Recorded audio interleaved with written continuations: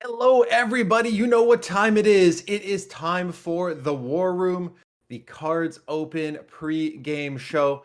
I'm your host, Christo. I am joined by the man who needs no introduction because I still cannot pronounce his name, Ollie. And we have the dynamic duo of Spooz and Darkness ready for us on the expert panel to get us all set and dug in for Cards Open 13. We have 1,500 big old dollars to give away today. It's going to be a heck of a series. We've got a phenomenal lineup for you.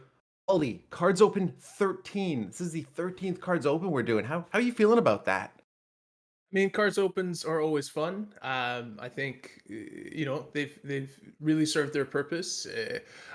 We're up to 13. That's a lot of cards opens. I think for next year, there's definitely grounds to slightly revisit the cards open format, and cadence, and all that kind of stuff. But it's always a fun time. What I like most about the Cards Open broadcasts here is that we're getting basically 3 series and 4 series, sorry, and they're all best out of fives, right? Like there's no way to really hide behind a smaller selection of decks that you maybe use to grind the ladder or whatever. You really need to flex the full width of your skill to make it as a Cards Open champion. So that's what I'm looking forward to today. I know that there are some new decks making appearances and kind of peeking through into the tournament meta here, which is always exciting. And I think that's also one of the things that Cards Open kind of represents with the wider range of decks that you need to succeed here. So 4 tremendously talented players here up top, and it's going to be an exciting showdown. Absolutely. And I love personally, I love the naming convention. I can't wait till we get the Cards Open 100 and have a big celebration for it. But to your point, Ollie, I think Cards Open have always been a great opportunity for folks to come and test their mettle. Maybe they haven't made it to an OCC, grinding the ladder, all that. This is an open tournament where you can come in 2 weekends to qualify, get to the top 4, and you're walking away with money. So everybody participating today is taking home a minimum of $200. Top 16 all getting gold. So it's a pretty lucrative event as well. Why don't we dive into the bracket? Let's take a look at who is competing, because as you mentioned, Ollie, we got a pretty good lineup here today. We've got 4 players who are pretty comfortable on the cards tournament scene. You see in our first semifinal, we've got Dion versus Vinnie there on the left side. Vinnie and Dion, neither of them having a particularly easy series. You see Dion taking on Birdo there, knocking Birdo out. You see a couple names that are maybe a little bit lesser known, but these are folks who have all proven that they can qualify through a grueling weekend, really, to get to the top 16 here. So Dion versus Vinny on one side, no strangers on the other side. J King versus TB. You see some other names up there. You see Killswitch, you see Kabalsnik, all falling to these 2 players going into that second semi-final. Anything standing out to you there, Ollie? Yeah, I mean, this bracket picture right here that we see every Cards Open is one of my favorites in Cards Esports, right? Because it's not because of who is in the top 4, it's because who is in the top 16. And for me, this is always a great indicator of up and coming talent, right? And you have players here that have sometimes made it to the OCC but haven't necessarily been there consistently. Then you have players here that are kind of consistently making it this far in the Open, and all of this is indicators of talent and names to watch. And I see a few here, General Ganja there, Coco Sino, Probe. These are new names for me. CHNCYW, that's a new name for me as well. Renard, that's a new name for me. But the other ones we've seen around here before. And I mean, I want to highlight again, Chisji, relatively new player, right? Kind of rose rapidly to the competitive scene. Dion, the same thing, rose rapidly to the competitive scene. This is the place where names are made. And like you highlighted, with the 2 qualifier weekends, it still leaves space for anyone, regardless of deck size or or collection size and what decks they have access to. They can sign up for those weekends because it's just a simple qualifier, and they can really kind of take a stab and try their decks out against the best. And I think that plus the surfacing of talent here that we see through opens, I think no one, or very rarely, I think I Pilsudski's probably like one of the few guys that I've seen go up into an OCC top 8 before I see their name pop up in a top 16 bracket in Cards Open. Absolutely. You mentioned Chisti, and I think they're a great example of somebody who kind of came out of nowhere, but all of a sudden they're continuing to show up regularly on the tournament scene. So it's getting your feet wet, it's getting into it, and then all of a sudden you are, in that top echelon of competitive cards players competing in and out every month at the OCC, at the Opens, and really, showing or putting up a very strong showing every month. So it's awesome to see that. I think you named a few other folks who we are likely to see a little bit more often going forward. So some exciting times for cards here. I know every time that we do one of these, I get super amped up about the future of cards, the World Championship coming up, all that good stuff. So a lot going on. Speaking of a lot going on, you may have seen on that bracket a little bit of a new coat of paint for the Cards Open. Little new logo you might see popping up here and there as we go through the event. So just things continuing to evolve here at Cards.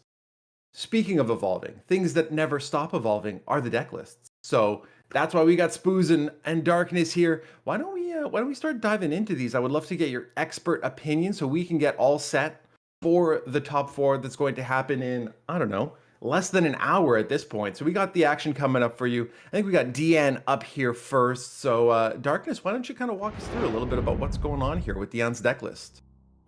Well, I was really interested in Dion's deck list because the last time he made it into competitive, he was bringing completely new OTK deck and even defeated J King in the final of an OCC. So this was very interesting. However, this time Dion chose to play the meta game. As you can see, he's bringing Soviet Japan self-damage, very similar to the KARDS OCC tournament, what was meta last week, as the same basically with J aggro and the relatively new credit denial deck. However, those players here have to bring 4 deck lists. So the 4th one is more interesting. Everyone is bringing Germany. All Germany decks are different. And as you can see here, Dion is bringing German Britain. It's a control deck with a lot of discard. So he's bringing the meta decks and very, very heavy discard decks with the supply shortage critical damage combo. Massive discards with U16, Wolfpack 2 times, Penta A 2 times. It's been a while since I saw this. 1 Annihilation, Admiral Hipper. So I wouldn't take this one easy. It looks very, very scary on paper, especially looking to play this deck into the typical meta decks like J aggro and self-damage Soviets. So with the OCC happening last week, do you think that, in this scenario, somebody who may typically play something a little bit more off meta goes, well, I know exactly what the tournament scene is going to look like. I just saw the best compete last week. I'm just going to go ahead and play to that meta. Do you think that impacts what Dion is bringing here today? Definitely. And looking at the other deck lists as well, I think everyone is aware of what is the tournament meta looks like and is either using this meta or teching against it. As we can see here, Dion is bringing 3 meta decks and 1 kind of anti-meta deck if you are looking against J aggro and Soviets. So I'm expecting him to ban Britain, as this seems only logical with a very clear lineup and very strong lineup from Dion here. So Spooz, if you were bringing a lineup like this, you're putting together 1 kind of anti-meta deck, the rest are things that people are probably expecting you to bring. Do you think that kind of anti-meta list is getting banned every time, or will folks be sticking more to their their game plan, like you said, like Darkness had just mentioned, Dion probably looking to ban Brit Air. Do you think that this will kind of throw them off a little bit and make them decide, do I go with that game plan or do I figure I need to ban this because it's going to kind of wreak havoc on what I'm bringing here today? I mean, usually players just tend to ban the deck that they think have the worst matchup with most of their lineups, and yeah, it can be a good strategy to just pick decks that are good against what you expect your opponent to play, and then just have a mix of counter decks and just meta decks. So your opponent has to decide if he wants to ban the counter decks or if he just wants to ban the really good meta deck. And it can be a hard choice for your opponent. And yeah, a lot of battles are won and just lost by picking the correct ban there, and can be hard not to crack for your opponent. Right on, Spooz. Anything you want to add, Ollie, while we get all sorted for the next deck list? No, not really. I think our experts here covered it expertly. Wonderful. Let's take a look at a friend of the show, Vinnie's lists here. Spooz, you want to walk us through them? I can try. I just realized that I just looked at the wrong decks in the preparation of this event here, and I just thought that Vinnie was bringing the same decks as Dion, but just realized when Darkness said every German deck is different that I did something wrong there. But I can try to do my best. You're an expert, Spooz. I have no doubt you're gonna Let's do see. a phenomenal job. So the first deck from Vinnie we see here is, I mean, very similar that we saw from Dion here, a Soviet Japan self-damage deck. I think we do not need to get too much deeper into that one. We saw this several times in previous events, and we saw its strengths. We also saw its weakness. Pretty excited to see how popular in playability it will be today. Second one is the US-Italy.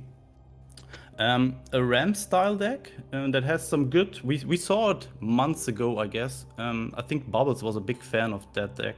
A ramp deck, and usually with ramp you have the problem, once you get your credits rolling and you play against a very aggressive deck, your opponent already dealt a lot of damage and you are always on the clock here, losing that match.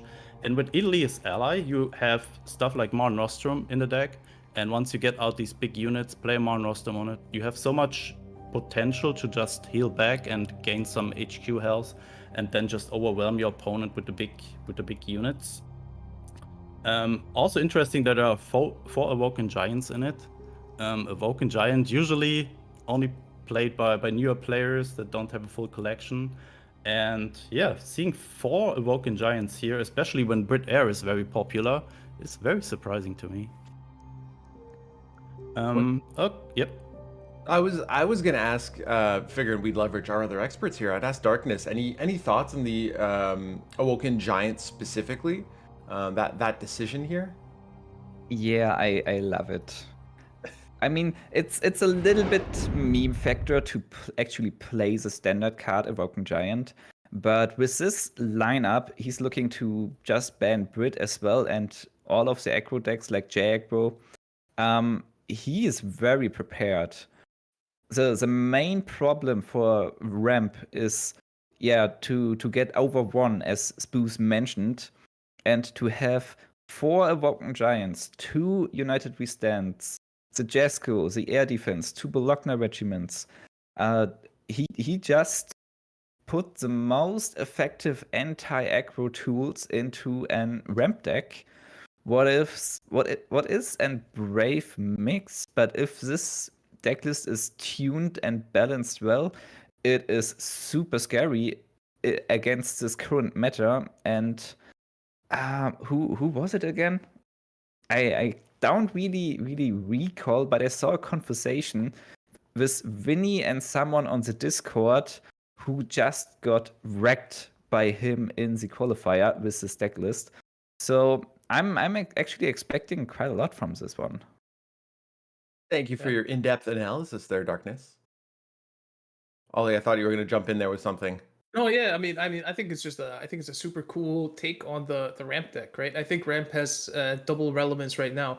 I definitely think Spooz has a point there. This is weak against Brit Air, but I think a lot of people are filling up their Brit deck slot with the Credit Denial deck right now. So I don't think you were as likely to run into Brit Air. So I think this fits better into the tournament meta than kind of many months before it. And the shoring up kind of the main weakness here, which is aggro. And I have a hard time seeing how a deck like Jagro or a Blitzkrieg deck or something like that is going to really slug through all of the answers that are here. I mean, I think the Blitzkrieg deck is going to have a better time because there's more 3 health tanks there that are harder to get rid of, but Jagro really suffers against this deck, so I really like this. This is a cool adaptation from Vinnie, and this also just goes to show everything that we've been saying about Vinnie, for a long time, is that, he doesn't just net deck and go play it well. He's not just a good pilot, but he also likes to craft good decks. Yeah. And you love to see that creativity. If you look at the German Soviet deck, it's an Vinnie original deck. And this follows the same strategy. He's preparing against J aggro. This is like nothing I really saw before. Well, maybe 2 years ago from the World Championships, there were similar decks, but this is really, really different from everything you are usually seeing on ladder and in tournament. I mean, the first card is No Retreat. This is the first time we are seeing No Retreat in a tournament ever. It's a 0 credit Soviet card. Destroy a friendly unit. Your HQ gains defense equal to the unit's defense. This is just a tech card to not die against the burn of J aggro.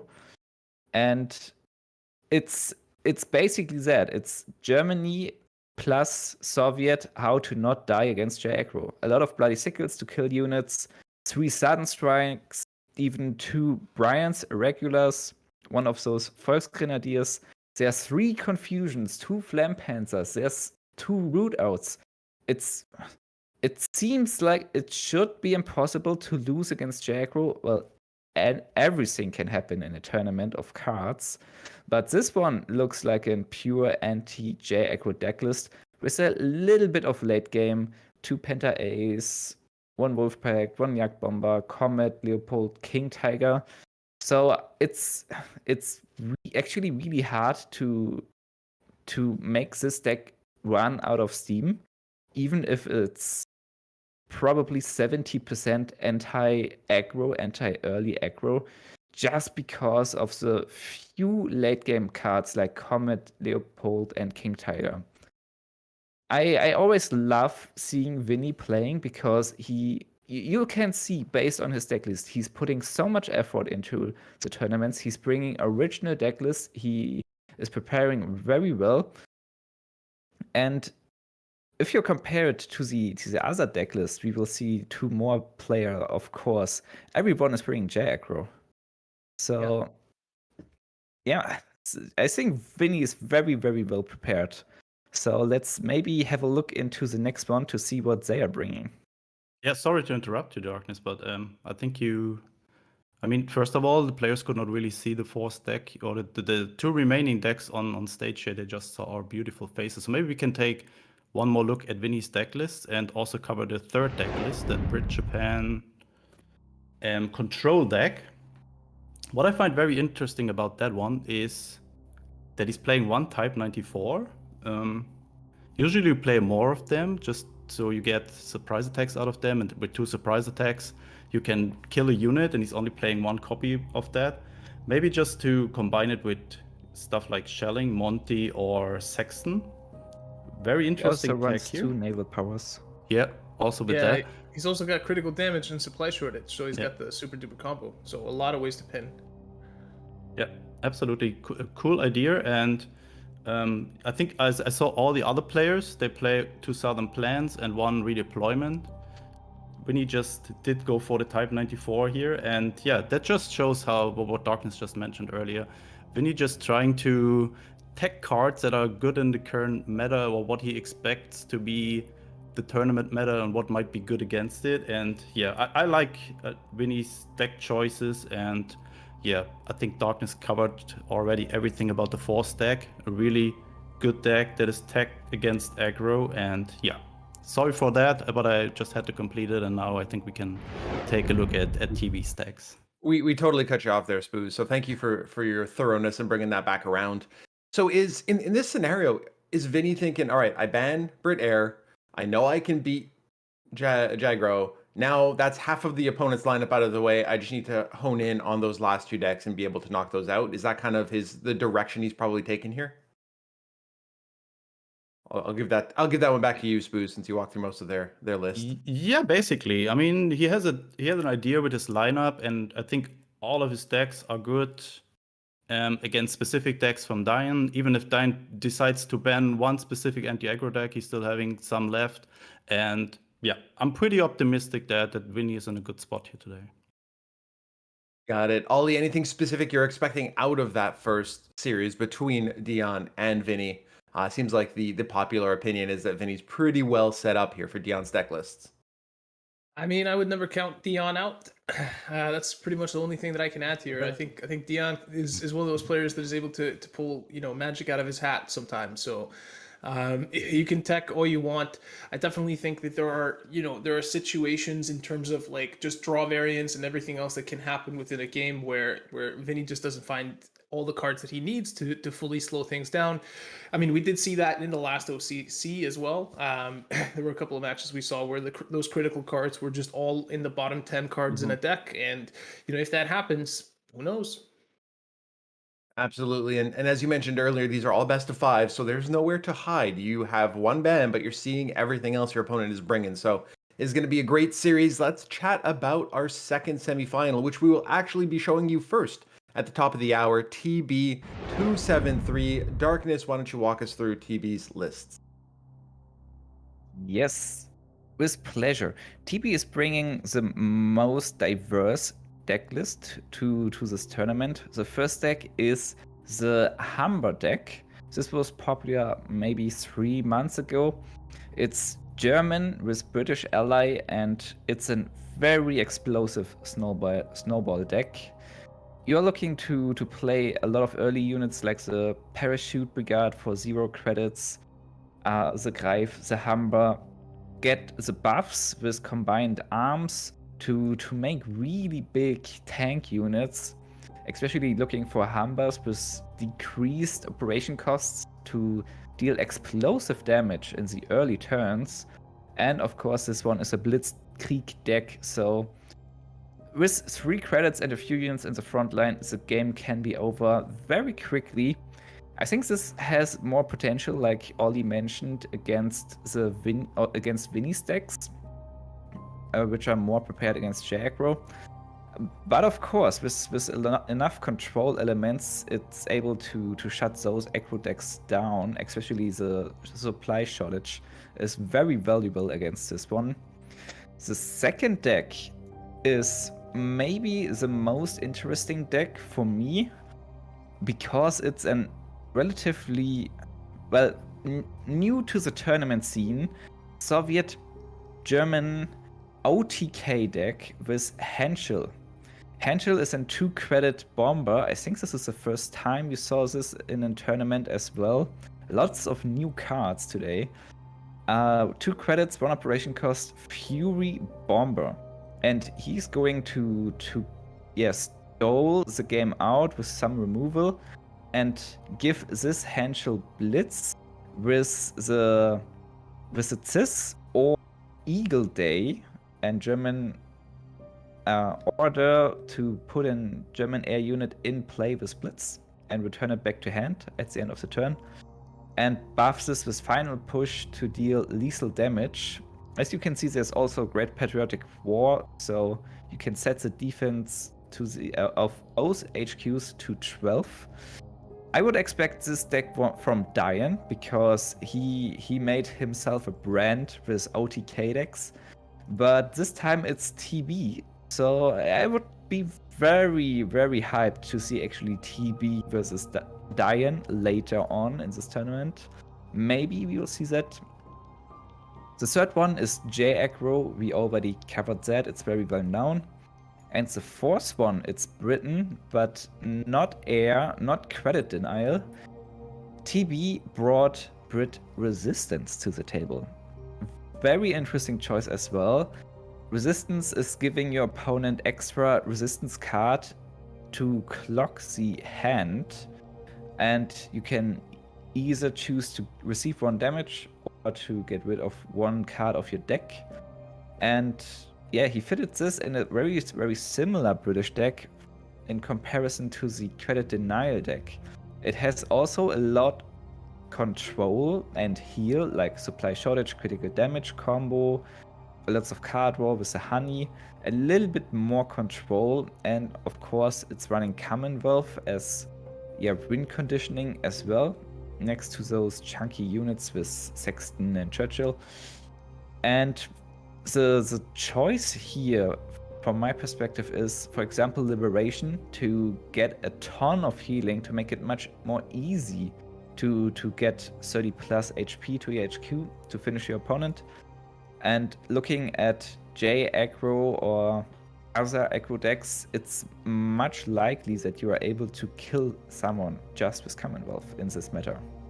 Yeah, so that's TB's lineup. Any thoughts? A lot of creativity in there around a few different pieces that we may not typically see in sort of a more meta type of environment. Spooz, we know that Bubbles is a huge fan of the OTK list. Obviously, Bubbles not here today. So what are your thoughts in bringing something kind of new as well in the OTK world to a tournament like this? Yeah, that Soviet deck was seen with so many people tried different variants with it, like Katyusha OTK, Siberian Transfer OTK, and now we see Henschel OTK. Actually, I think it's pretty good in the current meta with all the supply shortage and critical damage being around. Like, if your opponent is deploying this, plays this combo, you cannot do anything against it. You can have 4 supply shortage and critical damage how much you want. You can't do anything against it. And that's why I really like the pick here from TB, bring an OTK deck. And I like to see being that deck successful today, and because I really like the archetype. It's not too broken like we had, I don't know, like autocannon or whatever we saw in the previous metas. Mm-hmm. There are ways to play around it. Like if your opponent has a countermeasure that is or just an airplane, like a fighter in this support line, it's very hard to pull this off. You need way more thinking about this. If you can maybe pull an OTK with its CIS or something like that. So there are other ways, but most likely you're relying on the Henschel, and if your opponent can shut that down. So it's not like a brain deck. You need a lot of brain and power to pilot it, and I think TB has the ability to do this, and I like to see him being successful with this. Awesome. Fingers crossed we get to see this one in action. I do love the creativity of saying, all right, I know the super duper combo is a pain, so how do I play around that? Well, I'm not going to drop anything that you can interact with, and I'm going to bounce it back to hand so I can do it over and over again. Before we wrap up TB's decks, Ollie, I just want to ask you quickly about Resistance, because I think it's an interesting decision to bring it, and I think it's something that might throw your opponent off a little bit. Again, Resistance being famously challenging to play against, in the way of, well, annoying to play against. Do you come into an event going, well, I have my bans planned, I'm kind of sorted, then you look at this and go, wait a second, I really don't want to have to deal with that today? Potentially. I mean, this definitely has the potential of drawing a ban. A lot of players don't want to deal with this.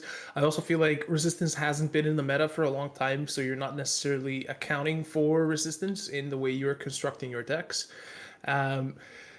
Otherwise, if it was in meta, we would be seeing a lot more mirror matchups, because that's probably the most comfortable thing you can have against this. You're like, I have my tools, you have your tools, and we're just gonna go to fatigue and see who's better at math, right?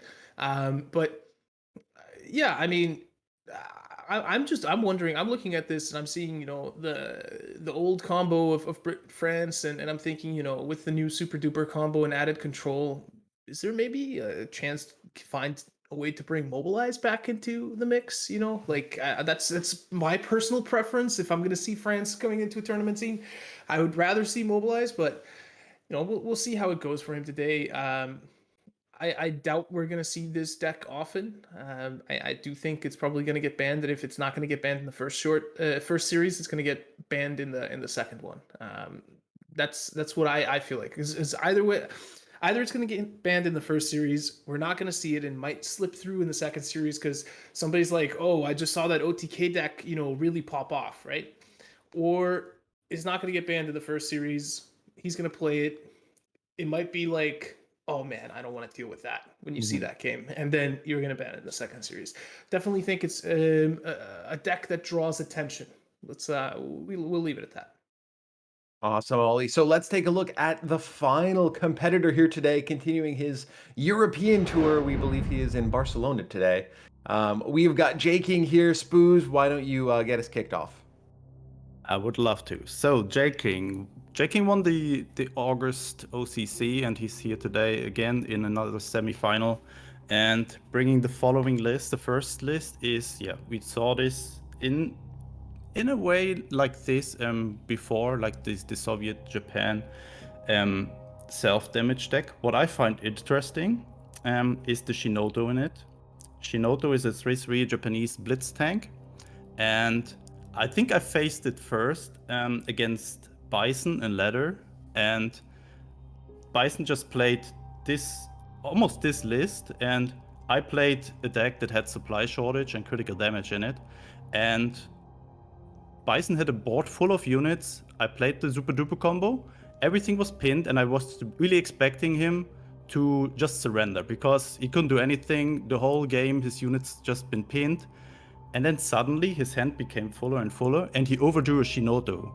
And just 5 turns later, I realized, wait, there's a Shinoto in his deck.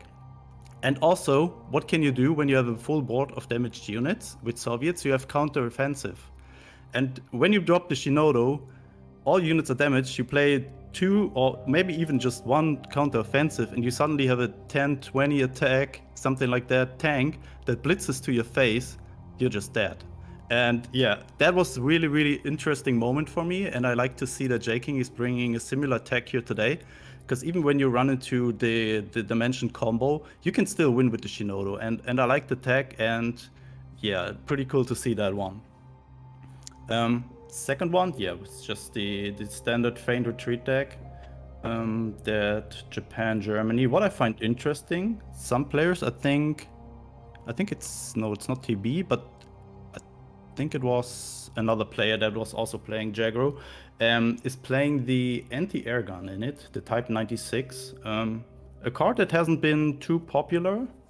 It got changed a few months ago. Some people played it afterwards, then it just disappeared again, and J King is just bringing it again. I think it's just a good tech against Brit Air, just if your opponent is bringing more decks that are not that good to face with Japan, with Jagro. It's just a good tech to be good against Brit Air. Maybe if you are not able to ban Brit Air and have to face it, then it's good against that. The third deck, just the deck we all love so much, Britain Japan credit denial deck, and the third everybody's favorite. Yeah, everybody's liking that one. And then just a typical deck from J King here, a deck that fits really into his playstyle, German Italy control with a lot of hand lock tools and also a lot of control tools like sudden strikes and hippers, like all the good German units and orders that are good to control the board and also control your opponent's hand size. Just the perfect deck for J King here, I guess. Playing to his strengths. Darkness, anything specific you wanted to note out of J King's list that we just walked through? And anything specific? Well, J King is the real meta player here today. He's bringing the same decks, or almost the same decks he brought last time and he won last time with.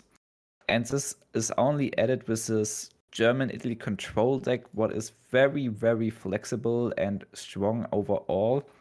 And this is a relatively obvious choice to bring here. I think J King and Dion are a little bit favored by bringing the meta decks. Looking at the other lineups, Vinnie is maybe the best prepared against this meta, but who wins meta or anti-meta, this is hard to tell. And TB is bringing just very, very interesting stuff with his OTK combo. So this, I'm not just looking at J King, but I'm looking at the entire tournament, and it's looking very promising so far. I can't wait to see those decks and lineups in action. Excellent. Well, good thing we're about to get there. We are just moments away from KARDS Open 13. Before we dive into it, we talked briefly about the first matchup. We've got J King versus TB. Ollie, anything specific you're looking forward to when these two go head to head? KARDS gameplay. I'm looking forward to that. I Perfect. mean, it's as simple as that. I mean, we just saw the decks. There's some interesting decks there. These are talented players. I'm really looking forward to seeing them slug it out. I think, like Darkness, he summed it up pretty well. J King is bringing a lot of meta. You kind of know what to expect from him. TB is being a little bit more unpredictable. He's pretty much running up the hill. There's a reason why these decks are meta. They are extremely powerful. So he's going to be, doing the uphill climb here, but will he be able to do it? Well, let's find out. Right on, Ollie. So let's find out. We're going to be going live with the top 4 of KARDS Open 13, giving away $1,500 in prize pool in just a few minutes. You do not want to miss it. Stay tuned.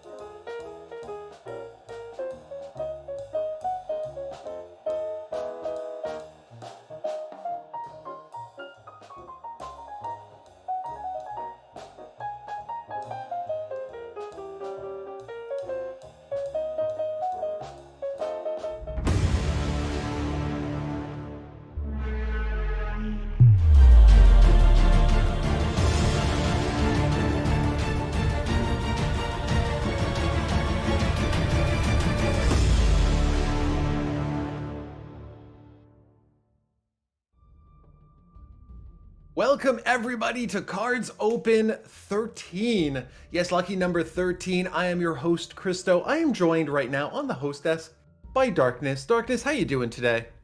I'm doing great. How are you doing? I'm fantastic. I'm excited. KARDS Open 13. We just did the pre-game show, the War Room. We walked through all the decks. It is going to be an exciting day today. If you did miss the War Room, you can always catch it on the YouTube channel. We got a lot going on. We got Spooz and Ollie preparing themselves both mentally and physically to call our first matchup of TB versus J King. We've got Dion versus Vinnie. Heck, why don't we just bring up the bracket, Darkness? Let's just take a look at the bracket. Let's talk about our top 4 competitors. Let's talk about the $1,500 we have on the line. First place taking home $600, $450 for second, $250 for third, $200 for fourth. If they are playing today, they are making money. Gold for the rest of the top 16. So there are some absolutely wonderful prizes up for grabs. There you see our 2 semifinals. We're gonna have TB versus J King up first. We're gonna have Dion versus Vinnie as our second semifinal. Darkness, as you look at this bracket, does anything specific stand out to you? Any big wins, any new names, anything catching your eye as we look at this? Well, there are definitely some new names in the tournament scene, in the esports scene, like Probe, Bernard, Cocochino, General Guernia. But there are a lot of people. Who are used to be in the tournament scene, but not super successful. And some of them are coming up. And the thing is, you see them regularly participating in OCCs, in the ladder, in KARDS Open qualifiers. And over time, they become stronger, more experienced, and they show up to stand in the finals. Very good example here is TV. I think this guy was very active and playing tournaments for more than a year. But and slowly but surely he's going to get something out of it. He will take some prize money home today, and he will face J King, who's of course the most successful KARDS player, current world champion, last weekend OCC winner. On the other side of the bracket, there is Dion, who had definitely some time last year around the World Championship when he came up with very interesting OTK decks and just bet J King in an OCC final. And Vinnie is a veteran as well. So there are a lot of interesting names clashing into each other today. I can't wait to see those matches. Absolutely, and I think you hit the nail on the head, Darkness. You have these players who are a little bit new to the scene, but they just continue to improve, and all of a sudden, somebody like Dion, who at the end of last year kind of came out of nowhere, and all of a sudden you're seeing consistent performance, tournament over tournament, and them showing up pretty regularly. So you love to see the new players coming into the card scene, and it's always entertaining to watch folks like J King come in and just consistently, since the beginning of time, show up strong in these events. We do have J King versus TB up first. We covered the decks, like I mentioned, in the War Room. Some interesting stuff. TB being a little bit more creative, J King sticking to the meta for their lineups this week. What are you thinking about this first matchup we have here, Darkness?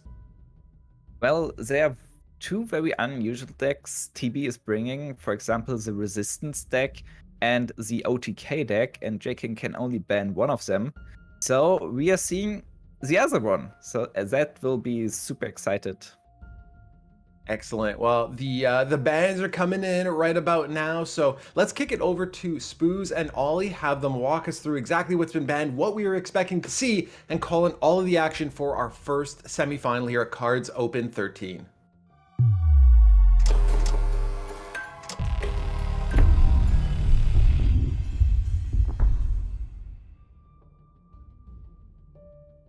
Welcome, everybody. It is time to start getting into the action, and we are here with the first semi-final of the day. Spooz, what are you looking forward to in this one? Definitely looking for some exciting matches here. I mean, it's last month's OCC winner against the previous one second finisher, so a very high stake game here, and both players really, really want to go to the finals today. I'm pretty sure about that. Yeah, I think we should take a short look at TB's and J King's decks and look at the bans. And yeah, I can't wait to see the first match in action here. Sounds good. I want to highlight like TB273. He's been becoming way more and more consistent in the competitive scene as well. And I believe that he really wants to take home a win here so that he can also punch his ticket into the top 128 of the World Championship. This is, I believe, the last tournament that will pre-qualify a player into that elite company, right? So a lot on the line, a little bit extra on the line here for TB273 here. But why don't you walk us through these deck lineups quickly, Spooz? Yeah, absolutely. I mean, we already took a deeper look into the decks in the pre-show, so we just run over these ones very quickly, and then we start with the first match. So first one is a German Britain Hammer deck, very popular, very strong deck early in the game if you find your correct pieces, and yeah. Interesting that the TB is the only one that's playing it. It has some weaknesses, but also a lot of strengths. Then the second one is Soviet Germany, very interesting Henschel OTK deck.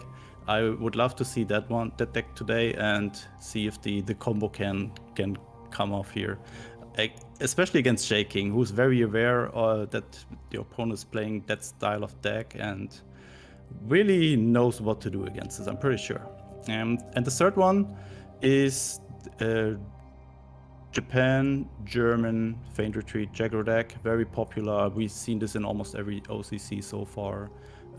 So yeah, a very logical choice here from TB. And the third one, Brit-France Resistance. That brings back some World Championship memories, like the good old finals with the Resistance Mirror. This time with Britain as main nation, not with Japan.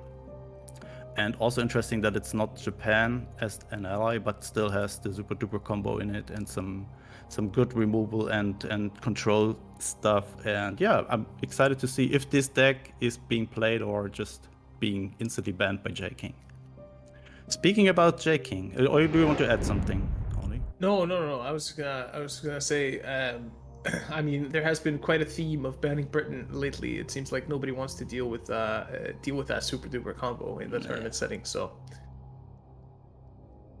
fully understandable. Yeah. Yeah. We just talked about J King, and here are his deck lineups or his lineup. First of all, Soviet, Japan, self-damage deck. Then we have Japan, German, Feint Retreat, Jaggro. We have the Japan credit denial deck that is very annoying to play against it if you face an opponent who knows how to pilot it. And then we have the German Italy control deck. Interesting, there's also Gathering Storm in it, King Tiger, some very unpopular cards. I mean, we saw King Tiger in some previous tournaments, but Gathering Storm is really a new pick here. I remember that J King tried to play a Gathering Storm deck last year at some point, and yeah, deciding to just give it another try today. Yeah, see how it plays out for him. You know, it's like you say, it's definitely an underused card, but I feel like we're seeing a few underused cards make it into decks here today. You know, a Woven Giant, Gathering Storm, and the likes. So. But I think, you know, now we've covered the decks. For anyone wanting to follow along at home, ! Decks in Twitch chat will give you a link to all the decks from the top 16 qualifiers. So if any of these tickle your fancy, you'll be able to find them there, find the deck codes and craft them for yourselves. But we have the bans locked in and ready right now. Let's take a look. And well, it looks like TB273 successfully managed to get out a ban on his Brit deck there with the Brit Resistance deck. However, Britain not being banned on the side of J King, instead his German Italy control deck being taken out of the equation. And I think that's a pretty interesting choice. TB273 obviously saying, hey, I feel more comfortable playing up against that meta Brit deck than I do against the heavy control deck from Germany, Italy. And that might make sense given the fact that he probably expects to have use of his OTK deck within this lineup. What do you think about these bans, Spooz? Yeah, absolutely logical bans. In the when we just talked about the matchup, I looked at the deck list and thought, what would I ban? And both players just decided exactly what I also would have picked. Especially when TB, he just chose decks like the OTK deck and also the Hammer deck, I guess, are very good against the supply shortage deck. The OTK deck plays around the super duper combo. The Hammer deck can be very, very fast because your opponent needs supply shortage and critical damage, which is 4 credits, and you can kill your opponent with a Hammer deck by turn 4. So when your opponent is having the combo, you can already kill them. So it's absolutely logical that he goes for the German deck here. And yeah, nothing more to add to that one. Look at that starting hand from TB273. 2 final push, a Scorched Earth, and a Lesser of Two Evils. That's not really what you're looking for, but I mean, already got a few of those OTK combo pieces in hand there. Yeah, but I think against J-King's deck, you're most likely looking for the control components of your deck, like the Scorched Earth, for example, or any guards would be good. But this hand, I mean, Lesser of Two Evils, I just saw he has the Scorched Earth, so at least something that slows your opponent's aggression down. But J-King with a very good starting hand here, 2, 4, 5, 6, and the Yak even. So there's also a good synergy between these cards. Double counter offensive and the scouting party, also very important. And Oh, TB Lesser with of Two Evils. Nasus. Yeah, Lesser of Two Evils coming in here for TB. Deciding to just play that. I wonder if he's gonna look to get rid of one of his Scorched Earths here. Yeah, I mean, I think it's a very good tool against J-King here, so it could be good to have 2 in hand. But I think you also don't want to get rid of the Beyond Irregulars or Spirings, and Final Push is really not. So hard choice for him here. It might be Scorched Earth, actually. Oh, looks Deciding like it's to gonna go be, for the guards. Okay. All right. First 456 coming in. I guess followed up by a Yak, maybe, depending on. Or could also be an SU.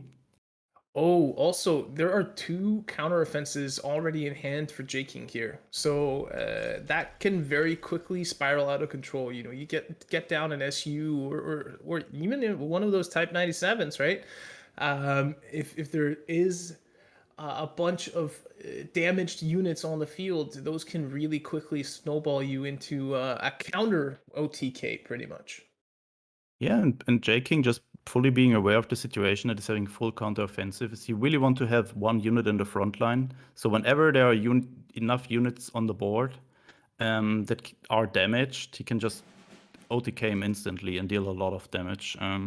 That's really the plan from J-King here. I think from next turn on, we will just see him dropping stuff that deals damage to his HQ, like the SU, and start chipping away TB's HQ health.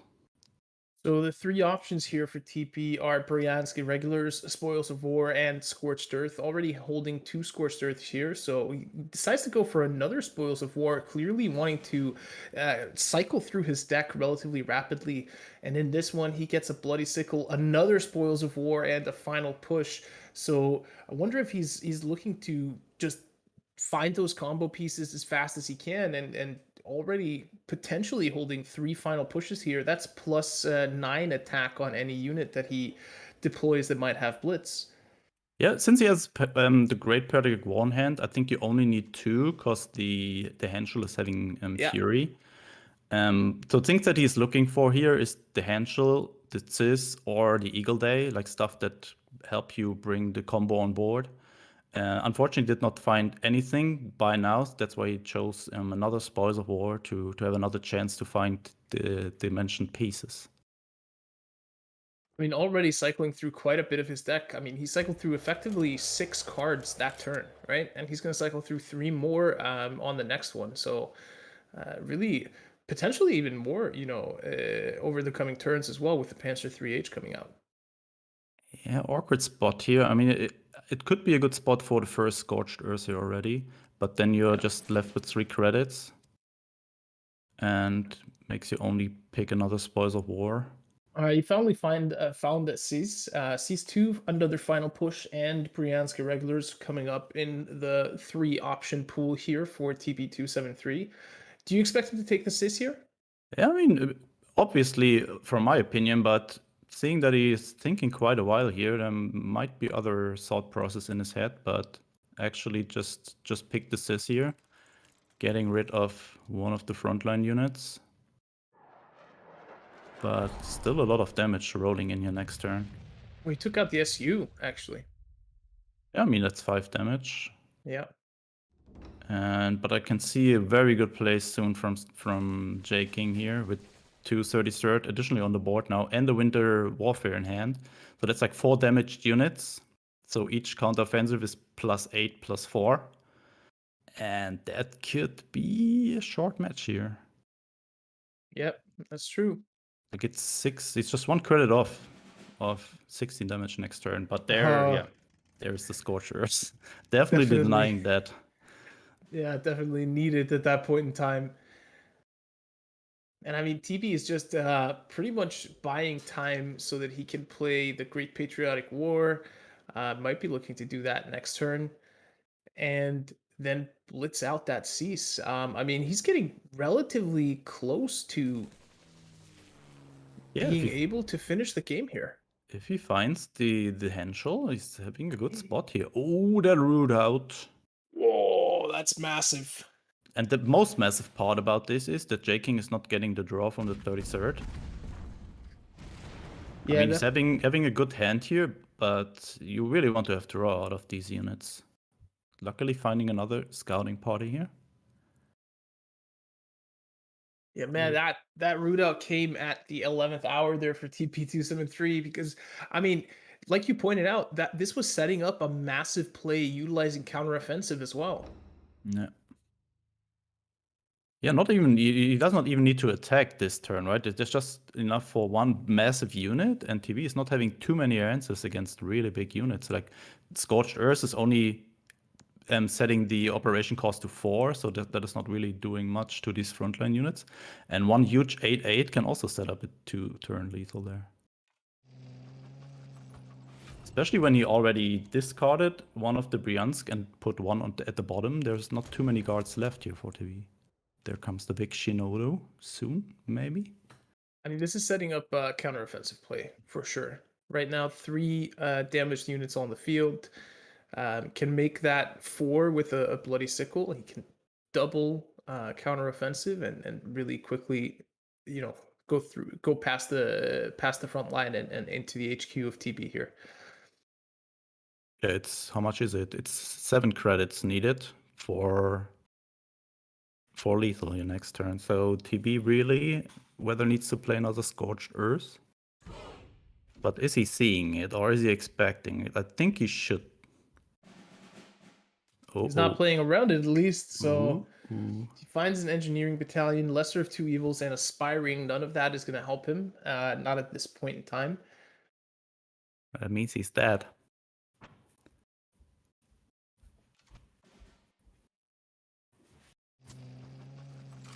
And there it goes. Not even sickle needed. +6, +6, +6, +3, and perfect then lethal. Okay, now he plays the time. sickle. And that's going to be it. One more time. Bam. Perfect. Nice. That was a perfect lethal setup there for J King. Absolutely perfect in the way that he handled that one. And I feel like it was a little bit telegraphed. I mean, when he drops that tank and doesn't blitz it across the field, I feel like that should have been a little bit of a giveaway there for TB. Yeah, but his deck is not having too much removal. He has some guards, he has the Scorched Earth, but other than that, there's not much to deal with a lot of units or to deal with one big unit. And that what J King just used perfectly here and took home game number 1. And now we see the Faint Retreat, the Jagro Mirror here. Ooh, that can be interesting. A lot of the matchup depends on starting hands and who's going first and who's going second. But both players have a very good starting hand here as far as I see. Both have 15th Cavalry Regiment. TB with the Befehlswagen, unfortunately going second, so there might no chance to get this early in the front line. Wait, what? No, he's not. He's going first. I think I mixed the sides up there. Now J King with the Befehlswagen. EB with a Kieler regiment, and J King might get the Befehlswagen to the front now. Also found 35T here. Just go 15s to the front and drop Type 94, I guess.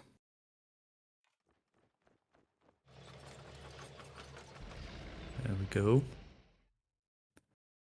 Yeah, and TB in the spot right now. Found the Befehlswagen now. 35T. Oh, hits the HQ. I mean, most of the time when you play Jagro, you want your Akita to hit HQ, but not in this situation. The perfect hit would have been on the other frontline unit, so the 35T can trade the Type 94 or just go face. Yeah. And now TB in a very hard spot here. I mean, he has Type 93 cavalry, can get rid of the whirlwind there. But the rest of the hand, he's not dropping the Befehlswagen. That is interesting. That is pretty much the perfect card off the top there for J King. You know, when you have your opponent on the ropes like this, and then you draw a key 83, it's just such a massive body that you're dropping on the field. That's so hard to deal with for someone that has 2 cards in hand, and you know it's most of them are going to be, you know, small units that can only make it to the front line within a turn. What a counter key 83! That's massive. And this is something that pretty much J King has to trade. Oh, but he finds another Type 94 off the top. Oh my god. Oh, so he's able to trade that for free pretty much and get an attack off with the key 83 within the turn. That is huge for J King. Very huge. So TB needs to find a Sendai regiment now. Otherwise, I'm not too optimistic that he's going to win that one. And just found a Mido regiment. That is not even close to being enough. He needs a Sendai. Desperate measures. I'm still thinking why he did not deploy the Befehlswagen on turn 4 there, just for 2 credits. Would have helped him a lot just for dealing with additional stuff. Not against the key, but it would be 1 additional unit on the board. Maybe he was too afraid of desperate measures or bombing raid. But yeah, now this thing is just sitting in hand and it's just doing nothing. What is he floating there? That's the Shiden, right? The Shiden. The front line is open, right? So he could potentially throw it in by pushing the Might Regiment up, right? Yeah, but he's having 2 units in the front line then, but I think J King will just go face. But same with the Shiden. I mean, with the Shiden, you apply a little bit more pressure. Not that much more, right? I mean, the Shiden, you still have to sack the Arado and the Shiden, plus the 4 credits it costs to operate them just to get rid of that key. And then it's just being thrown away with the Sendai Regiment. And he's now down to 6 HP. It's only 1 attack left from that key 83, and he's going to have to drop the bombing raid and the desperate measures this turn just to survive. And he can't even target the HQ and take out the Sendai Regiment with that combo as well, because he needs the 3 damage from the bombing raid to hit the key 83. Oh, he decides to sack the Arado into it to get the extra value. That's a big brain play. And also gets his Shiden back now. Very smart play there. Oh, counter Shiden. Yeah. But that's very good for now. J King just needs to deal 2 more damage and has lethal next turn with the Shiden. Yeah. So he could just Akita, 35T. Look at the pressure. So much pressure. So is there any way that TB is closing out that game today? Not today, but this turn? I don't think so. I really don't think so. I mean, he's going to have to just use his Shiden to probably trade. I mean, he could trade the Bicycle Regiment and the 35T with the Shiden, and it would still be alive, and then use his own Bicycle Regiment to take out the Akita. But that still leaves the chance of the proc coming in. But Yeah. that sheet in J King's hand is just going to end it next turn regardless. So it looks like this match is also done and dusted. And just that key 83 doing so much work. And this is exactly the reason why you include that slower, chunkier fighter in this Jaggro deck. And that's it. Checking. Getting the 2-0 lead here with in the mirror matchup. Always good to win in the mirror. Gives a little bit extra boost on the confidence there, especially when it's the 2-0 lead now. And yeah, J King now left with the Brit credit denial deck. Let's see if TB regrets not banning that one. Depending on how good J King's starting hand is, it can be very, very annoying, especially when the early credit denial pops in and you turn after turn you cannot really play something. Let's see. Okay, Southern Plan in hand already. Let's check how many observer cores are there in J King's deck. 3 observers and the Pioneer Company. That's what he's basically looking for, I guess. But found not too many good stuff here. Found a honey. But other than that, it's a very slow starting hand here from J King. On the other hand, TB found the Panzer II, having the handshell on hand, and the combined arms. This could be a game for TB here. Deciding to go for an early handshell there. Probably followed up by 22nd combined arms, or he's just deciding to play combined arms, go face there. Trading the honey, also not too bad. Knowing that his opponent is not having good heart removals against any units. Like there's no air power or stuff like that in the deck. TP definitely would have preferred to have all the buffs on a Hammer there and not just on a Panzer II. Yeah, absolutely. But I mean, you take what you get in this situation, I guess. And we also see J King is having the combo in hand, supply shortage, critical damage, and there we go. And I think from now on it could be a hard battle here for TB. He needs to find more of these cheap tanks, more buffs. Found the rally. Oh, wait. Rally is huge here, but I mean, not unfortunately, game winning yet, yeah. Exactly. But I mean, it removes pin on them for the Blitzkrieg. Oh, wait. That's massive. That's 13 damage down to 3. But I mean, there is the fortification at J King's hand. That is the emergency break that he's about to rip right here.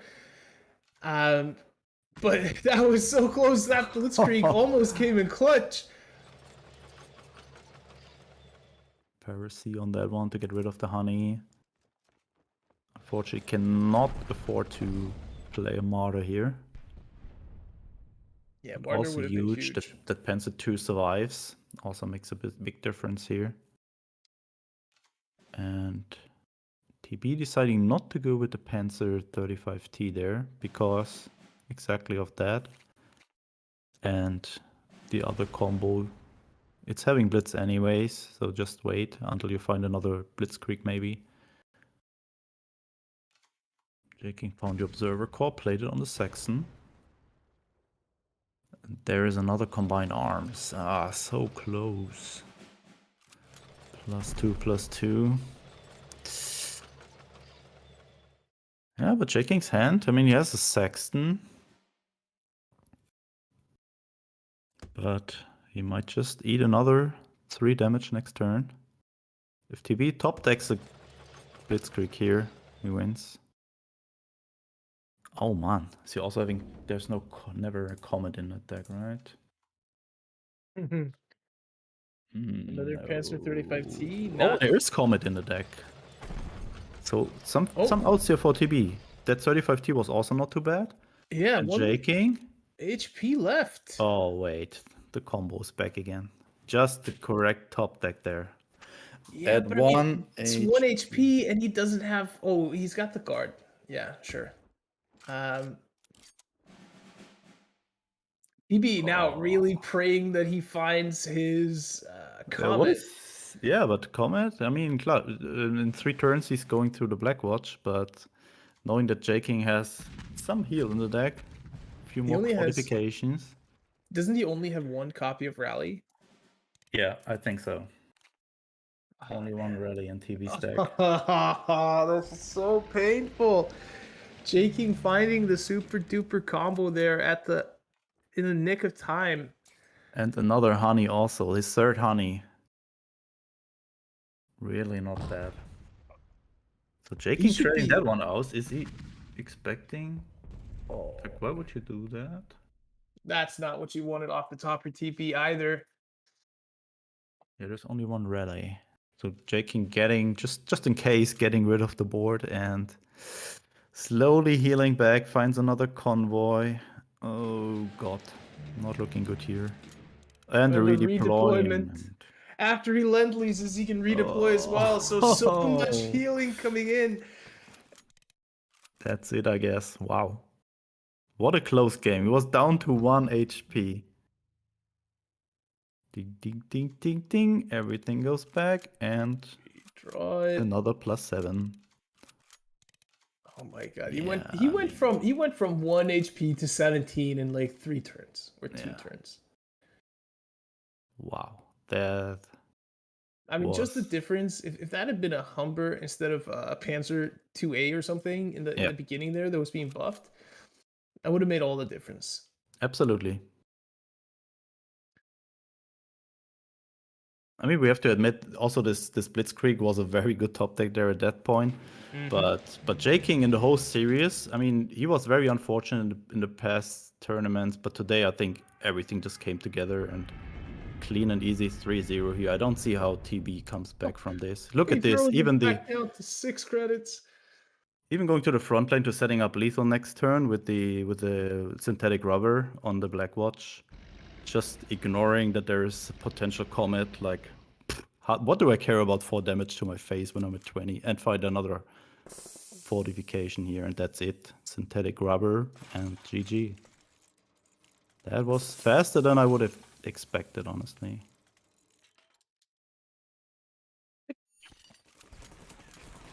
And there it -20. is. 20 damage. Blackwatch hitting the HQ, and J-King 7 continues in his success in the competitive scene and takes out TB 273 here, 3-0. A quick little series there to start off the day. And J-King progresses, leaving TB to, go enjoy the rest of his day. I mean, he had an amusement park alignment there or something like that. Oh Wait, yeah, he has 3rd place. oh, That's yes. That's true. Oh, yeah. He still needs to fight for 3rd place. But that That's is true. before the finals, right? So That's he's in amusement park way earlier than when you would be in the finals. So at least something he gets out of this. Well, I mean, that was a crazy series and such a close final game there. I felt like we were also relatively close to seeing TB pull out the OTK combo there in game number 1. J-King just finding like 2 counteroffensives and a blitz tank and a perfect way to set everything up with the Winter Warfare. It felt like all the pieces of the puzzles really kind of dropped into J-King's hand today, and of course he was smart enough as a player to recognize those and make full use of them. Yeah, I mean 3-0, that looks very, very clear, but I think the series has been closer than the end result really looks like. And well fought there from TB, and yeah, congrats to J-King to being in the final again. Wow, very impressive. All right, with that, we'll throw it back to Christo and Darkness to warm us up for the next semifinal series. Congratulations, J-King, riding the wave from last week and continuing to see a ton of success in the cards tournament scene. TB, you can spend some of your prize winning on cotton candy at the amusement park. So not all is lost, but Darkness, what a series that was. I think Spooz said it really well at the end of the series that, you know what? TB wasn't in a bad spot a few times, but J-King just always seemed to have the answer that he needed to either come back in that third game, get ahead of the combo in that first game. Just always had the really the cards that he needed in hand. Muted. Darkness, I feel like we missed some of that wisdom that you had going on there. Oh no. Oh no, we lost Darkness. I'm Quick. Down. Cut to black screen. The darkness was back.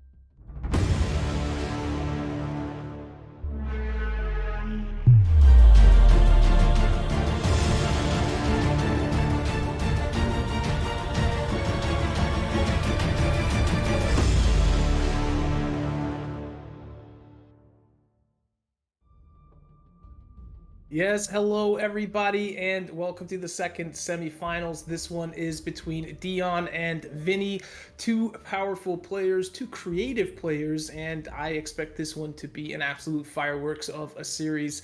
What do you think, Darkness? You excited for this one? I'm very excited.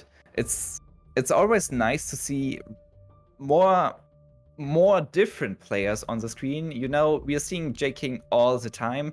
And of course, Vinnie is going to be more regularly on screen as well, but Dion is back, so this is interesting. And looking at the lineups, Dion is bringing more the meta stuff. Vinnie is bringing self-made anti-meta lineup. So this will be super interesting. I think Vinnie will get the meta decks he was expected. And I want to see how good he is performing with his decks, how well he's prepared. I can't wait to get into this. Yep. Let's bring up the decks here for a second so that we can have a quick refresher. Of course, if any of you missed it, we did do a deep dive into all these decks during the War Room. So also, if you want to take a look yourselves, !decks in chat will get you access to the full top 16 deck list. But Dion here, starting with him, what is he bringing to the table here? Quickly, Darkness. Dion is bringing the meta decks. Similar to J King, he's playing Soviet Japan self-damage, J aggro, and the British Japan credit denial. The different deck is German with Brits. It's also a control deck with a ton of discard prepared to beat aggro decks. So this looks very solid and similar to J King's match lineup, to J King's match plan. Only the German deck is different here. More interesting is Vinnie's deck lists and his match plan. Yeah, let's bring those up here. Take a look at Vinnie's decks. I agree. I mean, this is very much meta that Dion is bringing. He's shown us in the past that he's able to play both meta and he's able to play, these off-meta OTK combo decks, but choosing to go with the meta. And instead, Vinnie, however, bringing some innovation here. And I'm particularly fond of that USA deck, bringing both ramp to counter the credit denial and bringing a ton of anti-aggro. Why don't you talk us through this one, Darkness? Yes, that's absolutely right. His US deck has ramp and a ton of anti-aggro with 4 Awoken Giants, 2 United We Stands to be able to beat the aggro decks. I'm looking forward to see this as well. Hopefully Dion won't ban this. Vinnie is bringing also Soviet self-damage and the credit denial deck, 2 very, very strong deck lists in the current meta. But the Force deck list is different as well. It's a pure anti-aggro lineup. It has it's German, Soviet, with a ton of early removal like Bloody Sickle, Sudden Strike, Confusion. We got deeper into this in the pre-show. So Vinnie has a lot of some meta components, but some specifically anti-meta components. And I have a question. Yeah? Does No Retreat work with Confusion and Partisans? So I can basically Partisans like a high HP unit for my opponent, like a Blackwatch or whatever, and then I can No Retreat it and heal for 6 while destroying an opponent's unit? I didn't try it yet, but based on the cards, how they work, this should work here. I'm pretty sure this is working. That's actually pretty crazy, considering the fact that he has No Retreat. He's got the Bryansk Irregulars. That's 2 credits, heal for 6, right? And then he can also do he can attack with the Bryansk Irregulars, then No Retreat it and deal 3 damage with them as well. So there's just so many ways that he can actually use this card in combination with the rest of his deck to really have a high impact on the board. That's absolutely right, and this is why I'm looking forward to see especially this deck in action. I really wonder how the bans are between those competitors. Do we have the bans already, Ollie? Well, I think we're pretty much ready to jump into the bands if they are ready, and we are ready to jump into the games if they are ready. And it looks like, yes, indeed, we do have the bands here. It is going to be Brit bands all around. Britain, no, not allowed in this series, and that feels familiar from last week's OCC, where Britain was by far the most banned nation here. But both players saying, "Nah, no cups of teas in this one." No Britons. Well, it's not not unexpected. Brit credit denial is definitely one of the most strongest deck in cards right now. It has a high skill cap, to be honest. It's very hard to make always the best move. And if you're playing against other control decks or even mirrors, it's a nightmare to to play it, because you have to think so much. And if you're not doing the math correctly, you're dying to fatigue, or you're just having one threat less than your opponent, and there's nothing you can do. I actually came back to play the ladder, and I was able to face some competitors like TB, like J King, in ranked with this match and with this deck, and it's definitely ban worthy. Well, I mean, what I'm looking forward to seeing here is if Vinnie's USA deck successfully, can successfully battle that deck. That's why I was kind of hoping that we would see that deck from Dion into Vinnie's lineup, because I feel like there has to be a construction of a deck out there that is able to effectively navigate the challenges put forth by that Brit credit denial deck, right? It just has to be.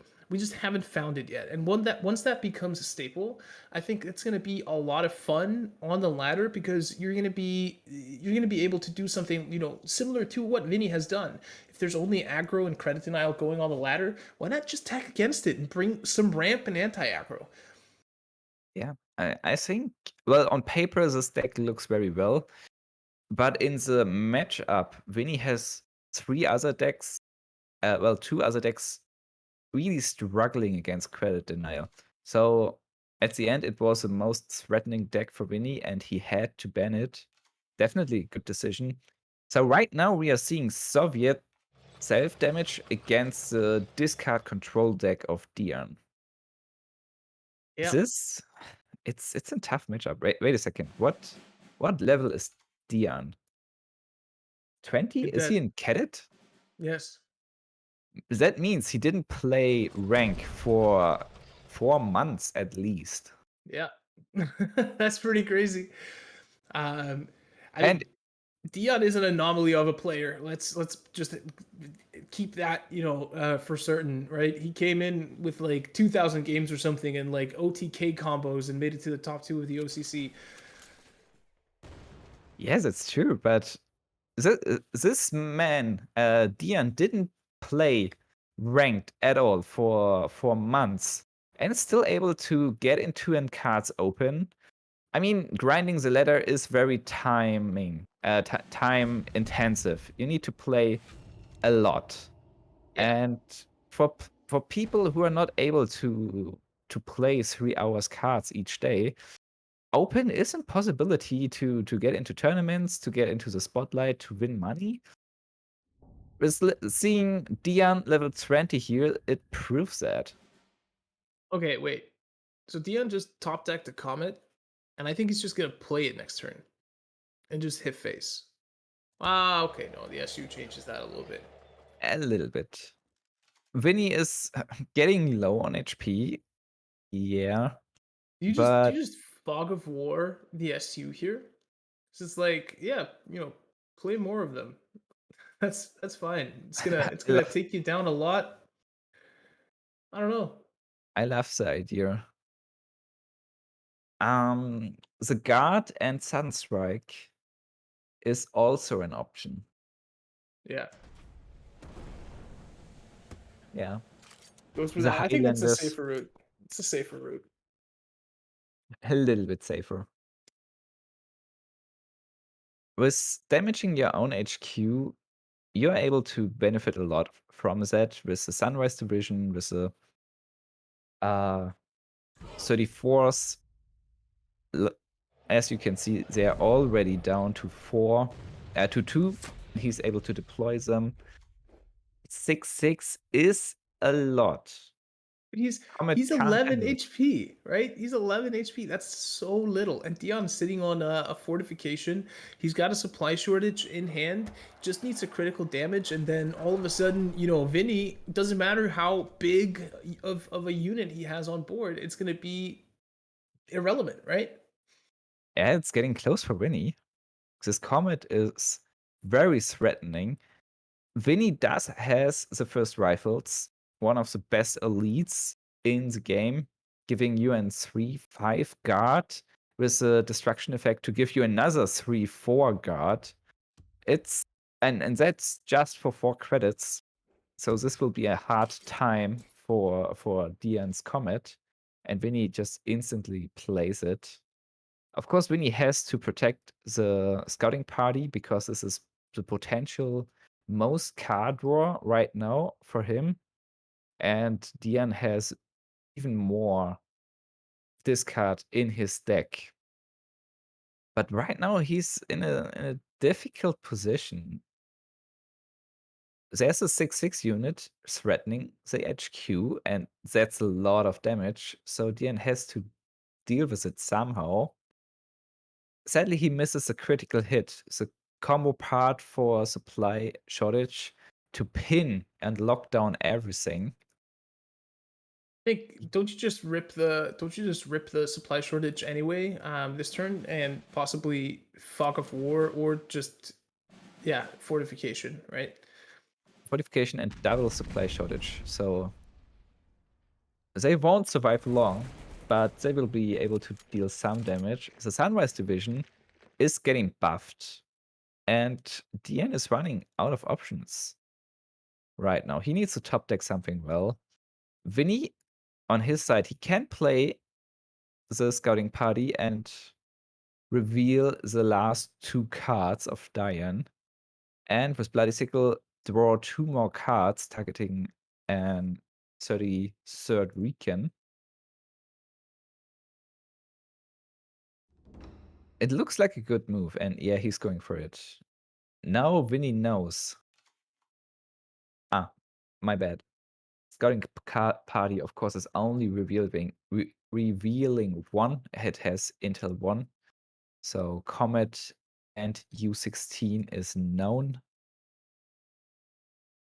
With this Forest Grenadier, it's the only unit it will get buffed. Dion is able to kill the unit in the front line, but he won't do it, I guess. Because supply shortage will only need 2 more turns to kill it. Yeah. But there are not a lot of options. I feel it was questionable to double supply shortage, because I feel like that's a little bit short-sighted. Because once you actually kill these 2 units, if you draw a critical hit, you don't have a supply shortage to stop everything else that's been deployed on board, including the Sunrise division and the 33rd Recons and all that kind of stuff. He had the emergency break of Fog of War. So for instance, if that Sunrise division now moves up next turn, and then is threatening the HQ, he could always just throw it back into hand and slow Vinnie down by a significant margin. So I feel like that was possibly a little bit short-sighted. But he now knows that that infantry 5/5 is going to be able to. Oh, he just goes and kills it. Fogs of War is the 33rd Recon, surely, yeah. Okay, I mean, I get that, but he still has the second rifles to contend with. Yeah. And also Vinnie is going to draw just another 33 Recon. I don't really like this move, but Dion was running out of options. Well, Root Out now will change everything. because he's just able to get rid of all of those recans. There's another one, but there's Flampanzer also waiting. And Vinnie not able to draw any cards here. Annihilation, that comes in clutch to deal with that 5-4 in the front line. It's 6 credits, so Annihilation is only able to target the backline. That's true. But just playing the Flampanzer, the Panther A, Dion is able to trade with Panther A and still get into the front line because armor will make this tank survive. And this means no card draw for Vinnie. Flampanzer can kill the guard and it's no exposed for the combat, while Vinnie is not. Yeah, he's surrendering. Yeah, he Vinnie wouldn't knows. be able to draw anything, and Dion would have lethal next turn. Yeah, Vinnie knows about the comet as well, so it was pretty clear to him that that game was not going to end favorably for him. Just opting to save us all some time and pulling the surrender. Just saving some time. Saving some precious seconds and a little bit of mental frustration, possibly. Yeah, it's very frustrating if you just wait for your opponent to slowly kill you. Sometimes it's better to just cut it off, to say, okay, there's no way for me to come back. You got this one. Let's get ready for the second one. And second one. Yeah, that's going to be Japan now facing up against this German deck here from Vinnie.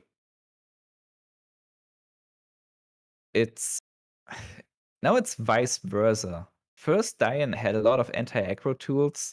Now Vinnie is playing his German deck against an aggro deck of Dion, against the J aggro. Okay, look at Vinnie's hand and tell me that he doesn't have an answer for everything for the first 6 turns of this game. I mean, he could drop a Naship, then he can Bloody Sickle something and have extra credits to deal with some stuff. He has the Sky Barons if the Key 83 comes out. He's got 2 Sudden Strikes for any, lingering threats. And he still has yet to draw, a few cards over the first few turns. I think this is an extremely powerful hand from Vinnie going up against Jackro in this matchup. Yes, indeed. And already showing the potential of this anti-aggro deck from Vinnie. What he crafted to be able to face the meta decks, to face the aggressive decks. Probably sending Nachschub now. No, he's holding. He's holding the Nachschub. Dion, this looks so sad. Not a single Blitz unit, so Panzerbefehlswagen in hand, but no possibility to get it into the front line. Well, I mean, having a handful of solutions doesn't help you if your opponent doesn't play anything for you to deal with, right? So, Yeah. Vinnie just dropping a Sudden Strike there.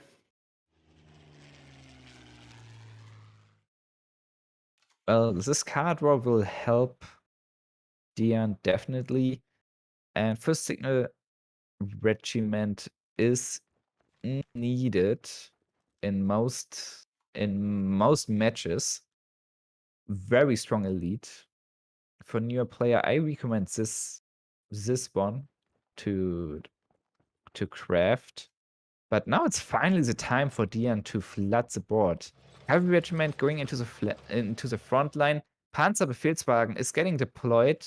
There's the First Signal Regiment, and the Panzer 35T is getting the deployment effect, move for 0 operations, and blitz into the HQ. Vinnie, Sudden Strike plus getting 2 credits back and Root Out is going to pretty much deal with that entire board. Dion just dumped his hand out. That's true. Well, there's more stuff, but Vinnie used only 2 cards to deal with 4 and made the Dyna basically useless with 0 attack. And got rid of the Signal Regiment without it getting a single chance to ping anything. Now finding Bryansky regulars, that's going to keep his HQ even more safe if he so chooses. This is, I think, another Root Out as well. this is just, how is anything gonna survive once it gets dropped on the field here for Dion? Let's say Dion goes, all right, now I'm just gonna drop the Sheeden. I don't care. I'm just gonna you're gonna have to deal with this Sheeden. Well, there are Sky Barons in Vinny's hand as well.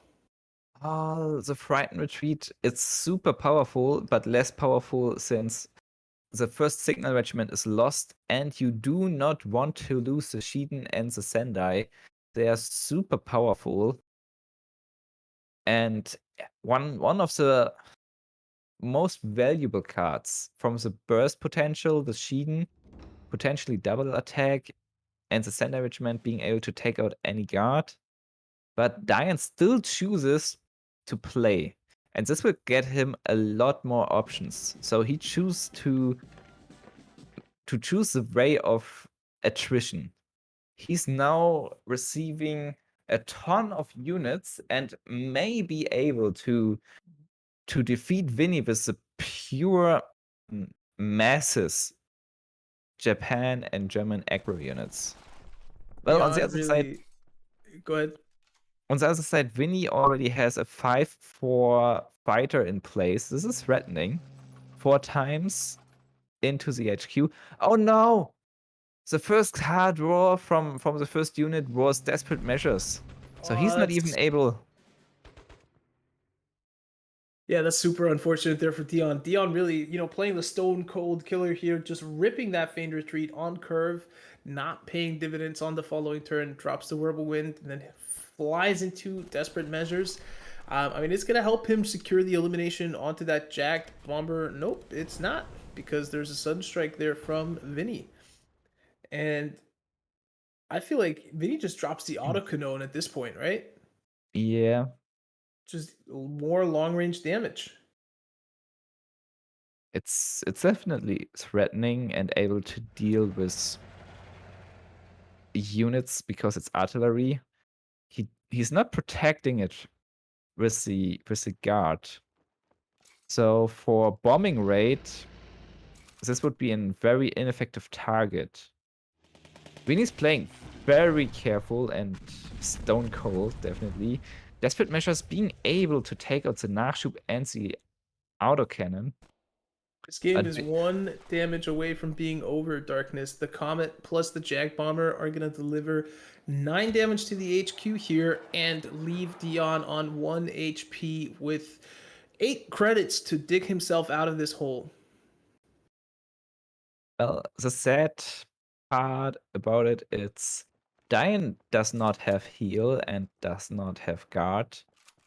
The only way to protect himself is to deal with the existing fighter and find the second Whirlwind to pin the Comet. But there is no Whirlwind, so this game is lost.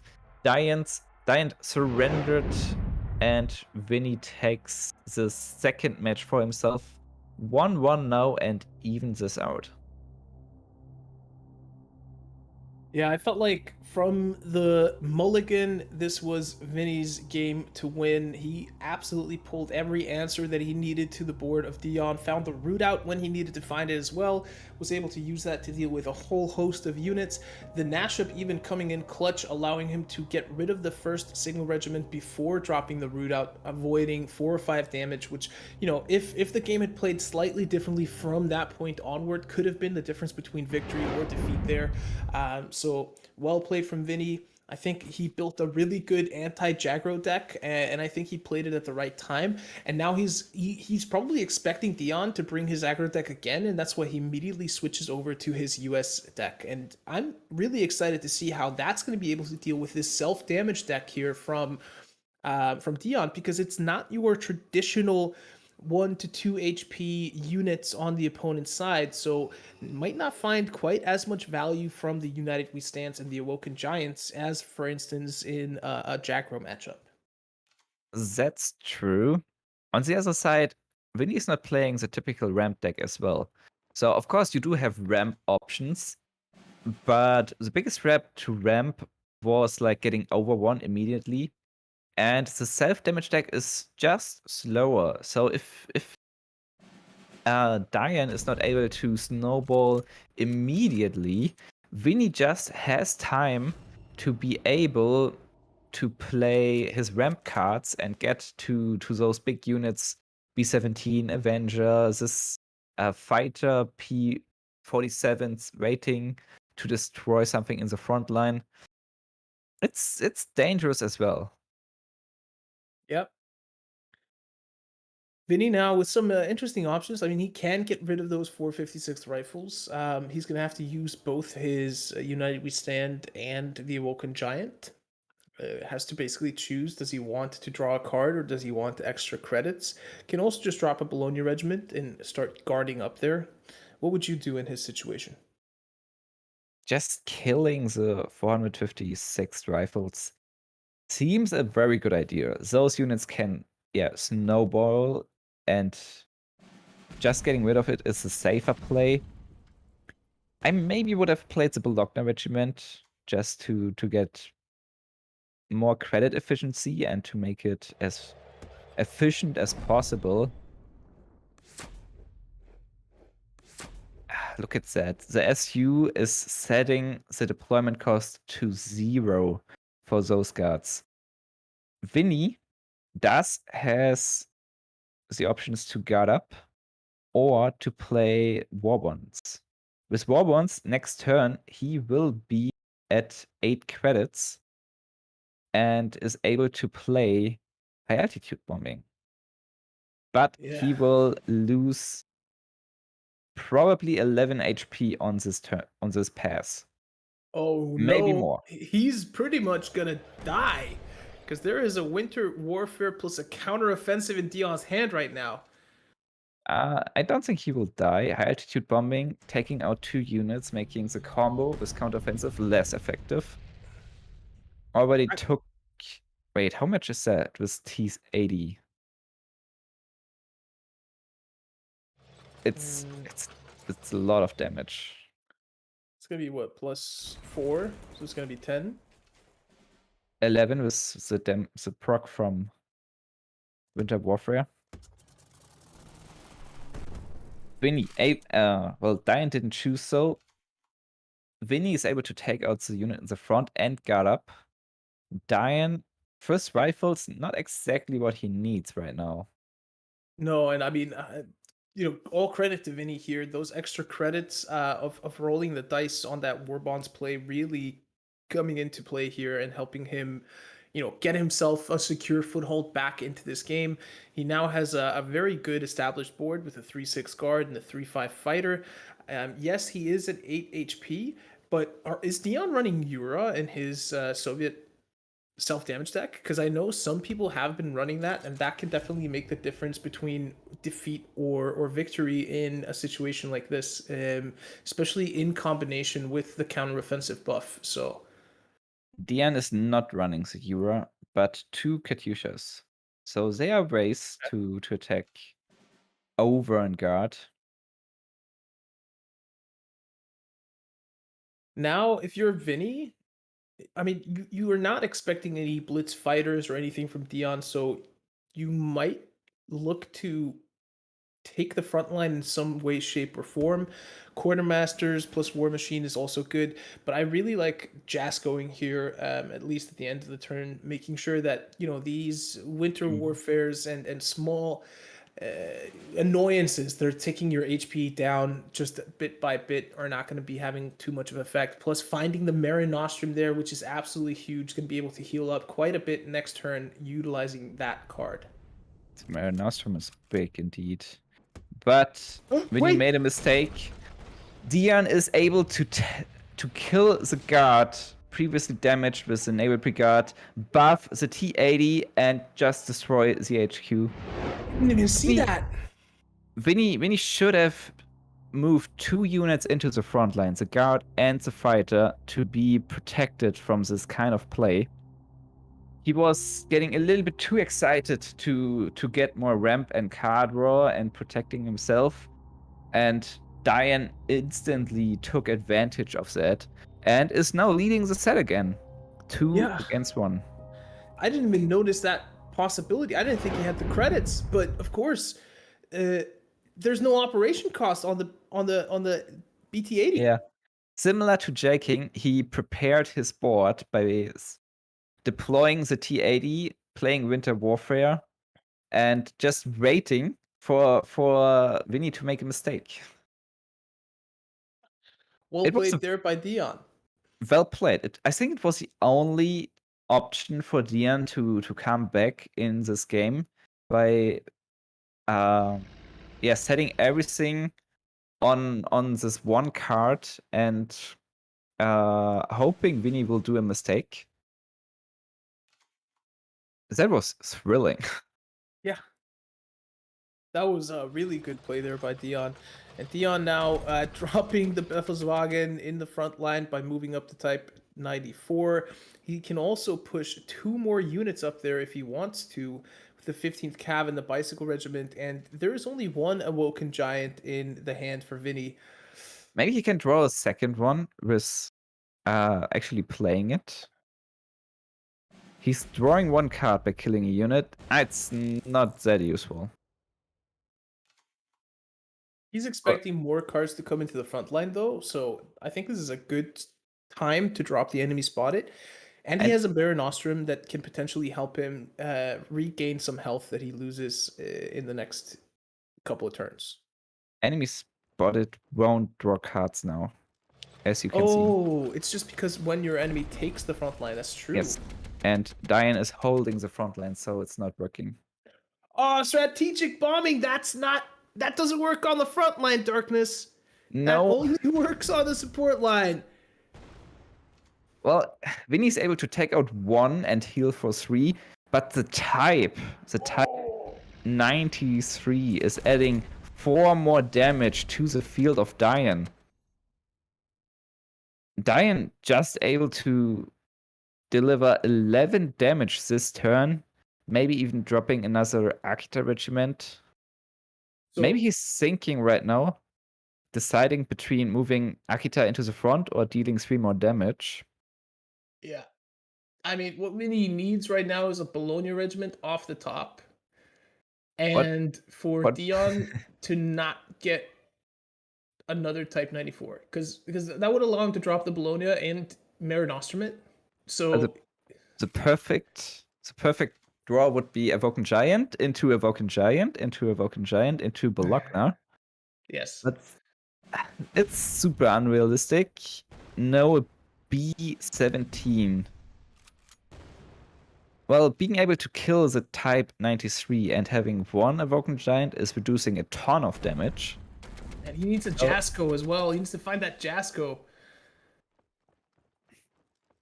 He's only at 5 HP.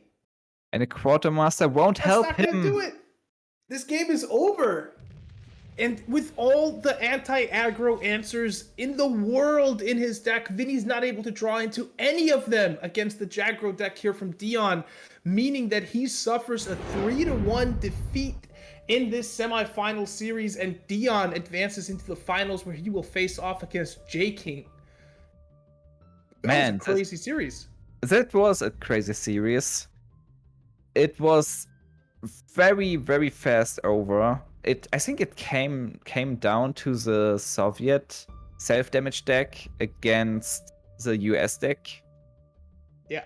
Vinnie had very good odds to win this matchup, and he was very unlucky with this into the last J-Aggro match against Dion. Yeah. As we saw, his prepared decks, especially the German one, was easily able to defeat J-Aggro. But of course, you need to have the right tools at the right time in your hand to be able to deal with them. Yeah, this was an exciting series. Congrats to Dion to make it into a final. Dion versus J King in the final again. It's payback time. Well, yeah, absolutely. I mean, that was pretty crazy, and Dion, played that. He played that well. He was definitely, he was definitely not in the most favored matchups that you can have with those aggressive decks, but he was able to just find the line. And I think I think it's a little bit too much to ask of Vinnie to recognize the fact that there's a naval brigade plus counteroffensive that's going to perfectly set up a lethal that blitzes past the field, and to kind of make the decision to push up 2 units, like one of them being a fighter, into the front line to really mitigate the potential of that lethal. I feel like that's, if you in general play around that line existing, it's probably, like, in the long run not a good play, because most of the times your opponent is not going to have that combo at the ready, and you playing around it is just going to give them more opportunities to win. So I don't think Vinnie made any ton of mistakes there, but Dion just doing really well of recognizing, solving those lethal puzzles and making it through and delivering that critical damage to the HQ. Then, of course, that last game with Jagro, nothing that Vinnie could do, right? Like, that enemy spotting came a turn late. He needed to have that to pull 3 cards from the get-go, really get his card advantage going. Mulligan, not really great. Not finding any of his guards either. No Jasko. Unfortunate. With all the answers, just super unfortunate. But with that, this series has now concluded. Congratulations to Dion. He's going to be progressing on into the finals, taking on J-King. That means that our third place matchup is also set up. It's going to be TB273 versus Vinnie. The 2 guys with the creative decks going head to head, so that's sure to be a fun one. So let's throw it over to Christo and Spooz to take us further into the show. Spooz, welcome to the host desk. What a series that was. You had the first game, Dion having all the answers. The second game, Vinnie having all the answers. And then game 3, you saw that little mistake that Darkness called out. And I wonder if sometimes just that little nuance can be the turning point that leads to Dion taking that series 3-1. What do you think, Spooz? And Spooz is muted. We had some technical issues on the last mid-segment panel. Sorry for that one. Yeah, I just wanted to say that this match probably was the turning point. I was really convinced that Vinnie had that one. He had a guard, he had a fighter besides that. Dion just led with a counter-offensive and one T80 sitting there, and that first rifles. It looked really good, and suddenly that naval brigade, and suddenly there's a win for Dion there, giving him the 2-1 lead. And then, yeah, you just need one bad game and you're out of that series. Like, you have a deck that should be good against a special matchup, but you're just not finding all the pieces you need, and suddenly your opponent is overwhelming you with his Jagger deck. And yeah, you just sit there and find yourself in the third place match instead of the finals. Exactly, and I think it actually was Ollie who brought it up during the War Room, which you can find on YouTube if you missed it. You can prepare all you want, you can bring the list, but at the end of the day, some of it's around the execution, and it can just be about, do you draw your cards in time or do you not? And I think that's exactly what we saw in that last matchup where, hey, this should be good for me, but if I don't find the tools that I need, I'm still, in a scenario where I can't deal with the pressure that's being put on me. Yeah, I mean, we saw the exact opposite in game number 2, right? Where Vinnie had all the answers, like all the sudden strikes and bloody sickles, and Dion couldn't do anything. All his stuff he brought on board was just instantly removed, and it was just the mirror of what we saw in the finals. And yeah, it can go this way, it can go that way. Very unfortunate final game here for Vinnie, but he still has a chance to win a decent amount of money today. Absolutely. So speaking of that, let's bring up the bracket. Let's take a look at the updates that we have here. So as we mentioned, Dion going head to head with J-King. To Darkness's point, might be payback time here. So we're going to have that final in just a little bit. But before we get there, we've got TB273 taking on Vinnie. We have 2 players here competing for $250 for third, $200 for fourth. They both brought some interesting lists. I know everybody was really, really excited to see TB's decks because they brought some fun stuff. Was cut a little bit short in that 3-0 loss to J-King. So Spooz, you're going to be calling this third place matchup with Ollie in just a little bit. Excited to see TB finally, maybe bring some of these decks and see them fleshed out a little bit more, see that OTK list maybe. What are you looking forward to in this third place matchup? Yeah, I think the most thing I'm looking forward to is see that OTK deck playing out. Like when we saw it last time, there was one piece missing. It was very close, but could not find the Henschel. I want to see this combo in action, so everybody just sees how strong it can be, and also how frustrating it can be for the opponent when you can't do anything. You know your opponent might have the pieces. It's also very intense as an opponent to play against it, right? Like every turn, you just think you also have to, push more damage out than you usually would and play a little bit more greedy, just because you don't know if your opponent is already having that combo, and that makes it so interesting and intense to either cast these matches, but also just play these matches against those players. And yeah, I'm pretty excited if Vinnie can solve this puzzle, and maybe he's even going to ban it. But honestly, I think I would just ban Brit France Resistance because just too annoying to play against that. Exactly. You just don't want to have to deal with it. I think to your point, Spooz, OTK decks are interesting because as the player on the other side, you feel like you're on a bit of a timer. You've kind of got a countdown clock, except you don't know what that timer says because your opponent could have everything in hand from the start, or it could take them a few extra turns. So you're always a little bit nervous because, any turn could potentially be the end of that game. So we're going to have that matchup coming up for you in just a few moments. Spooz pulling double duty, going ahead and casting this one with Ollie. We got the third place matchup, and stay tuned because we got J King versus Dion in our finals in just a little bit longer than that.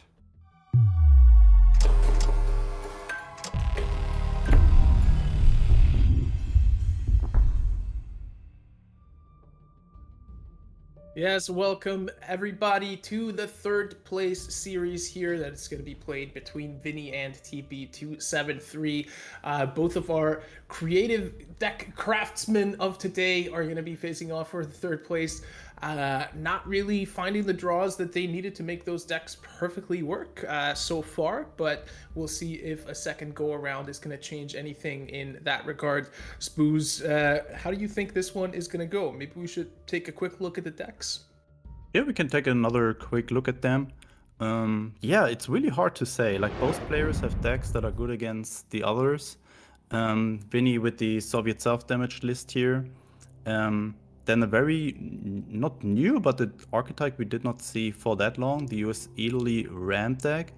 Not too successful in his last series, not finding the answers early on, and then was just overwhelmed by a deck that this deck usually should be not too bad against, like the Japan aggro deck. Britain, Japan, we all know that deck, and the deck that performed very well in game 2 against Dion when he played Jaggro, German Soviet anti-aggro control.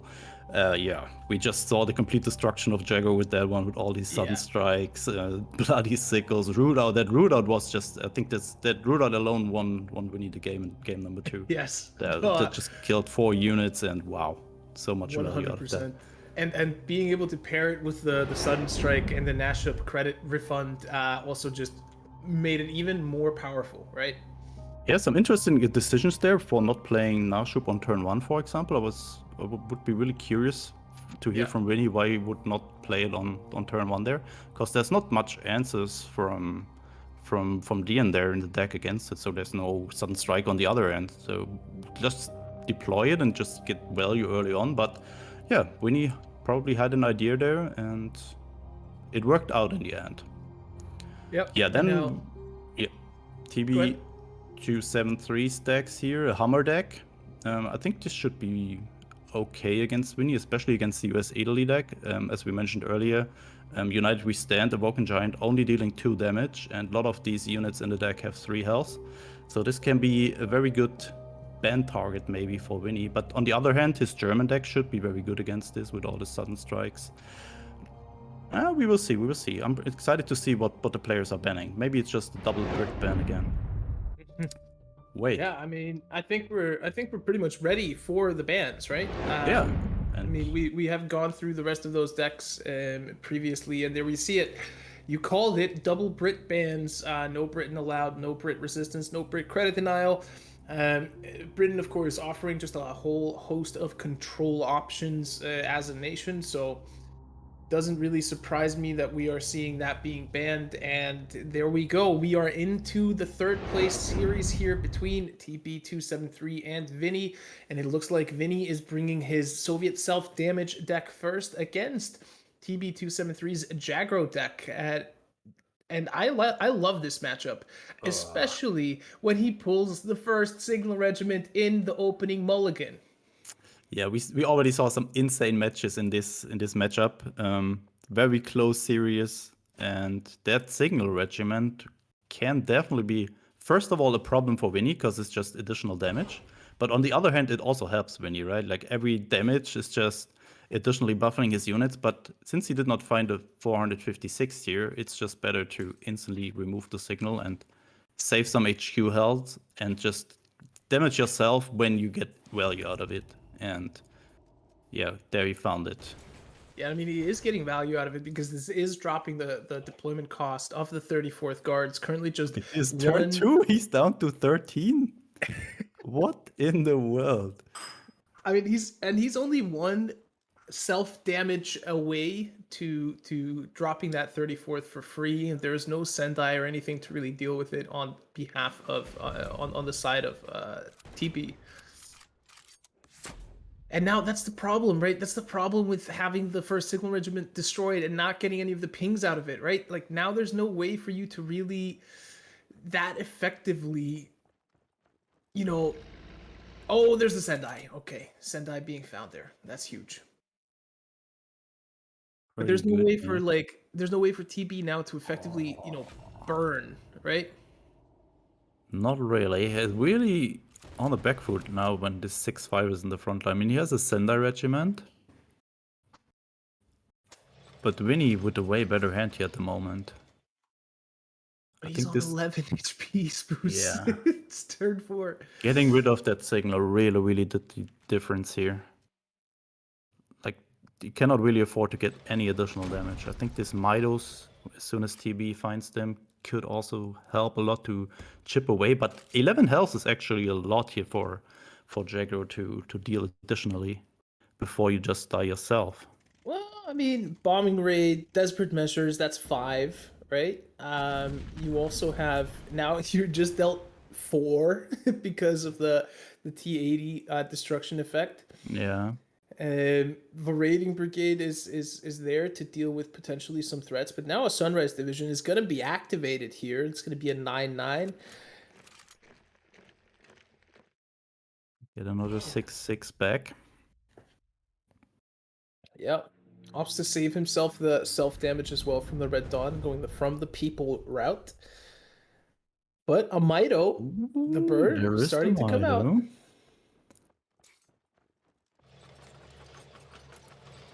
Yeah, I doubt that there will be any unit ever touching that HQ, so it has to be burn damage from Mido plus bombing rate that has to close the game out here. Wow, yeah. Just another very close one here, I guess. I think you really want to have a unit in the front line here, so you trade with the first rifles and then probably move that 9-9, or just get a cheap unit out of Zhukov. Did not. Yeah, I mean, I think you're correct. Nothing's gonna ever touch the HQ here. You're definitely gonna be trading with the first rifles, but now bombing raid plus a Mido will end the game. But now it's a matter of finding that within 2 turns. He needs to find a Sendai or something, right? Because that's gonna kill him in 2 turns. That Sunrise division. Yeah, the Sunrise division is going to have the sun give TP273 the sunset, right? It's going to set his sun. Sunset division, yeah. Yep. Yeah, I mean, only a Mido is really good find here. Not a Mido, but the Sendai regiment is the only good thing to find here. Like, Shiden is not good enough. Shiden could be good enough, actually. No, not really. Oh. He's one HP short for Shiden to work. I think mean, this game is done. No, he doesn't have the credits to make Shiden work. Yeah, you can only attack once, and that's only 4 damage, and that's what Vinnie is knowing. And he's got the Taipei as well. That's not going to be enough burn. Oh, this game is so close, and this is why I love this matchup. Yeah. This is why I love this matchup. It was so close. I mean, there is a case to be made. You know, knowing the number of red dawns, knowing the number of bloody sickles, and other ways to kind of deal with dropping a dry signal regiment on turn one. There is a case to be made that in this specific matchup, you should wait to drop it until you know you get at least 1 or 2 pings out of it. Yeah, wow. I can't believe it that he was at 13 health at turn 2. That was just too impressive. But in the end, it was enough. The 9-9 Sunrise division, and TV not having an answer against that, giving Vinnie the 1-0 lead here. Wow, cool. As you said, we all expected that this was a really intense series, and it actually was. That wow cool from you, Spooz, sounded so sarcastic. Wow, yeah. cool. I just realized when I said I wasn't okay. That sounds weird. I was like, is he being a little bit of a jokester there? But no, all right. Now, looking like a way better hand here for Vinnie from his US deck here, finding a Bologna Regiment early. Sendai, however, able to take that away. Here, and again, not a single Awoken Giant starting hand. Double War Machine here. At least he has a Mar Nostrum now. Yeah. And he has the US Research. The something from Dev. How is it called? Dev Charges, potentially. But what I'm missing with the Italian airline, like look at this damage there, is you don't have stuff like carpet bombing that you usually have with Brit Ally. So as we saw in the last game, where your opponent is having the front line, you only have the P-47 that can kill 1 unit, but other than that, you don't have good answers, besides Awoken Giant, to just kill these units. But we might just see a big Mar Nostrum coming in here to heal. For anyone wondering what that 2-1 unit in the background is, that is the alternative art for the 22nd Infantry. So if you control the front line at the end of your turn, draw a card. Getting quite a bit of card draw already from that. So Vinnie deciding not to go for Mar Nostrum here, but deploying that big fighter there. Yeah, that big fighter, of course, is able to take out a unit when it gets deployed. Destroy a target enemy unit in the front line is the deployment effect of that P-47D25RE. Very, very easy name for us casters to pronounce. Absolutely. And look at that, Vinnie dropping another P-47D-RE. Yeah, yep. Go for the death charges 100%. Cannot take any more damage. And from next turn on, we might see double Mar Nostrum on these fighters and get a juicy +8 health on the HQ here. We might, but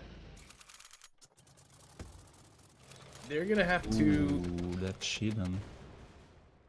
Oh my good cheat. Oh, that top deck from Vinnie. That was so important. That was massive, and taking out the Type 93 as well. But the Feigned Retreat can come in here, but the problem with playing Feigned Retreat into a Mare Nostrum unit is that Mare Nostrum is going to heal more than you are able to burn. Let alone a double Mare Nostrum, right? And he just goes for face as well. He's not giving him any damage onto those fighters either. So he's going to have to attack both of those Befelswagens into that fighter if he wants to make that work. And that's going to be an additional 8 health going to Vinnie. Yeah, especially when you know your opponent is having Feigned Retreat on, it's not making too much sense to trade the units away, because you know next turn you just have the same situation again, and Vinnie just deciding to set up the clock here for TB at some point. None of these units really getting through these La Decima. Oh, and I mean, you just go face again. 8 damage to face. That puts TP down to 1 HP. And you at 25 HP. That's a lot of HP. Especially when you've been down to under 10 and now is suddenly back to 25. Really impressive and very frustrating for the aggro player to play against that. Yeah, and I feel like this is exactly the way Vinnie designed this deck to work. It's finally like it's working this game. It didn't work the last game, it's working this game. TB is not dead here. Can kill the whole support line. Look at that HP. So I'm not sure if... I mean, yeah. Like, this fighter is also a problem for Vinnie, because the B-17 cannot attack HQ now. Because this fighter is protecting. He needs answers. But it's still, there's things like mass deployment, right? Right. There's so much still left in Vinnie's deck that are massive threats that are difficult to deal with. Granted, they're easier to deal with a big chunky fighter like the K-83 on field, but it's still a lot of stuff. Bad. And there we good. go. Perfect two example. Fighters. Wow. Perfect example. Yeah, this should be it. He's never killing 2 fighters there. He could draw 2 Type 94s here. Only draws 1. And he's got the feigned retreat, so he can pin one of them. He can kill the other. Oh, just imagine you're Vinnie here. Your opponent's sitting at 1 HQ health and you don't find anything to deal that. He has threat bombing in his deck to pull that one off. And TB still has a way to go to these 22 HQ health. Yeah. Bologna also helping here. That's the thing. Like, it was a difficult call, but it was one of those places. It was one of those situations where I think TB needed to recognize the potential of the Marinostrum threat. Again, is it something you should be playing around a double Marinostrum in that situation? Probably not. But he needed to take out one of those fighters before Vinnie was able to put Marinostrum on both of them, right? And so that meant delaying Feigned Retreat by one turn, but instead using both Befelswagens to trade into one of those fighters and getting rid of it on the turn where he played Feigned Retreat. Again, in the long run, probably not a positive, like, expected value play, but this was one of those situations where that kind of needed to happen for him to have a chance to win the game, because we're seeing it now what it means when it doesn't happen. It means that it's really, really difficult for him to properly, get that foothold in. And did he doesn't have any more orders, of course. Finally finding that Sendai, and that's able to get rid of the fighters, still alive. Yeah, these diners and Aradus with 1 attack, still denying the lethal there from the B-17. It's funny to see. But just 1 small fighter can keep you away from killing your opponent. Another Marinostrum, right? This is going to mean way too much HP. And Vinnie's able to drop the B-17. He's able to Marinostrum it and attack. So that's plus 7 HP, and it gets rid of one of those defending units. No, it doesn't even go for one of the fighters. He just wants to keep his HP as high as possible, and he's just going to out-fatigue TB, right? TB doesn't have a lot of cards left, and he knows that. Yeah. Smart move. Not waiting for the strat bombing, just healing yourself and wait until your opponent just kills himself. Like, every unit he deploys now is just drawing him a card, and you think he only had 1 or 2 left in his deck. Great. And yeah, Vinnie taking 2-0 now here.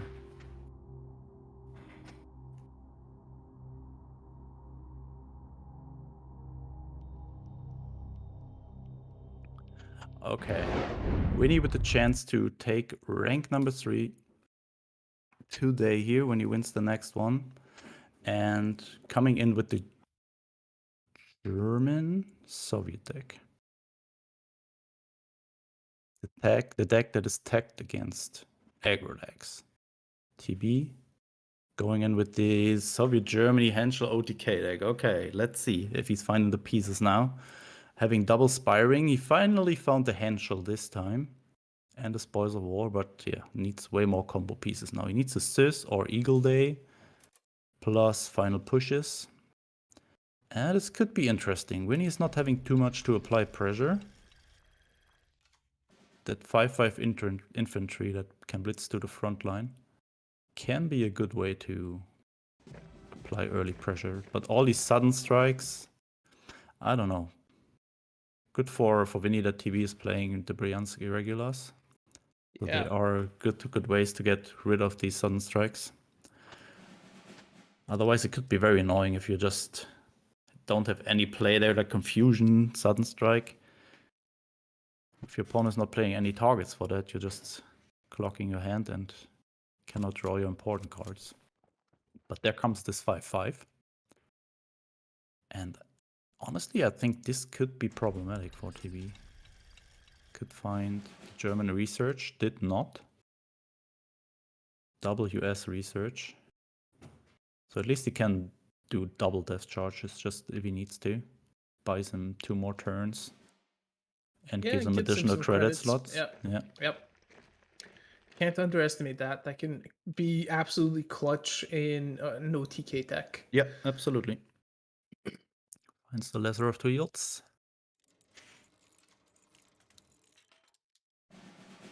Already goes for it. Just to have more credits to play around with. I expect a lesser of 2 evils additionally. Or is he going for the guard? Never. Lesser of 2 evils it is. Find Scorched Earth there. Don't you just discard the second lesser of 2 evils or the 52k? Also thinking about the Bryansk, like they're just getting eaten by the sudden strike anyways. That's and 52k I think could be good against stuff like the FW. So probably keep that one. And what does he need? He needs Eagle Day or Assist, and then he can potentially already go if he has enough credits here. So that second death charge definitely will help to pull the combo off if he finds Eagle Day or Assist here. Okay, Scorched Earth slows down the pace of attack here, but he still can't afford not to play depth charges here because, I mean, Vinnie doesn't have to do anything other than just hit his face, right? He needs 4 turns to take him from 20 to 0 with that 5-5. Absolutely, yeah. TB really needs to be aware to consume himself some HQ health here. He can take 1-2 hits, but other than that, it's just danger zone for him. Vinnie playing this so smart. I was wondering why he dropped the Arado last turn, seemingly, for no benefit, and he was just setting it up so that he could utilize a sudden strike so that he wouldn't overdraw. Really smart play there from Vinnie. And both players playing the opponent's deck rather than, anything in their hand at the moment. That's where we're not seeing as much being deployed on the field as maybe in some other games. Wondering why this Engineer Battalion is in TB stack. Like, there are barely any units. I mean, at this point, he might get some heal out of it, but also gave Vinnie the potential target now for confusion, and then play that 0k order there to destroy a unit. Might just see this actually. It is 4 healing for Vinnie. Yeah. No Give retreat. your opponent the chance to heal himself.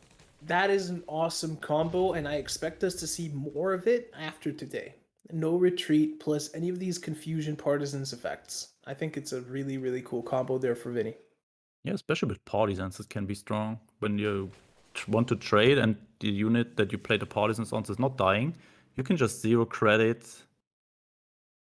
Oh man, he did not find anything to give it blitz. That's the game, right?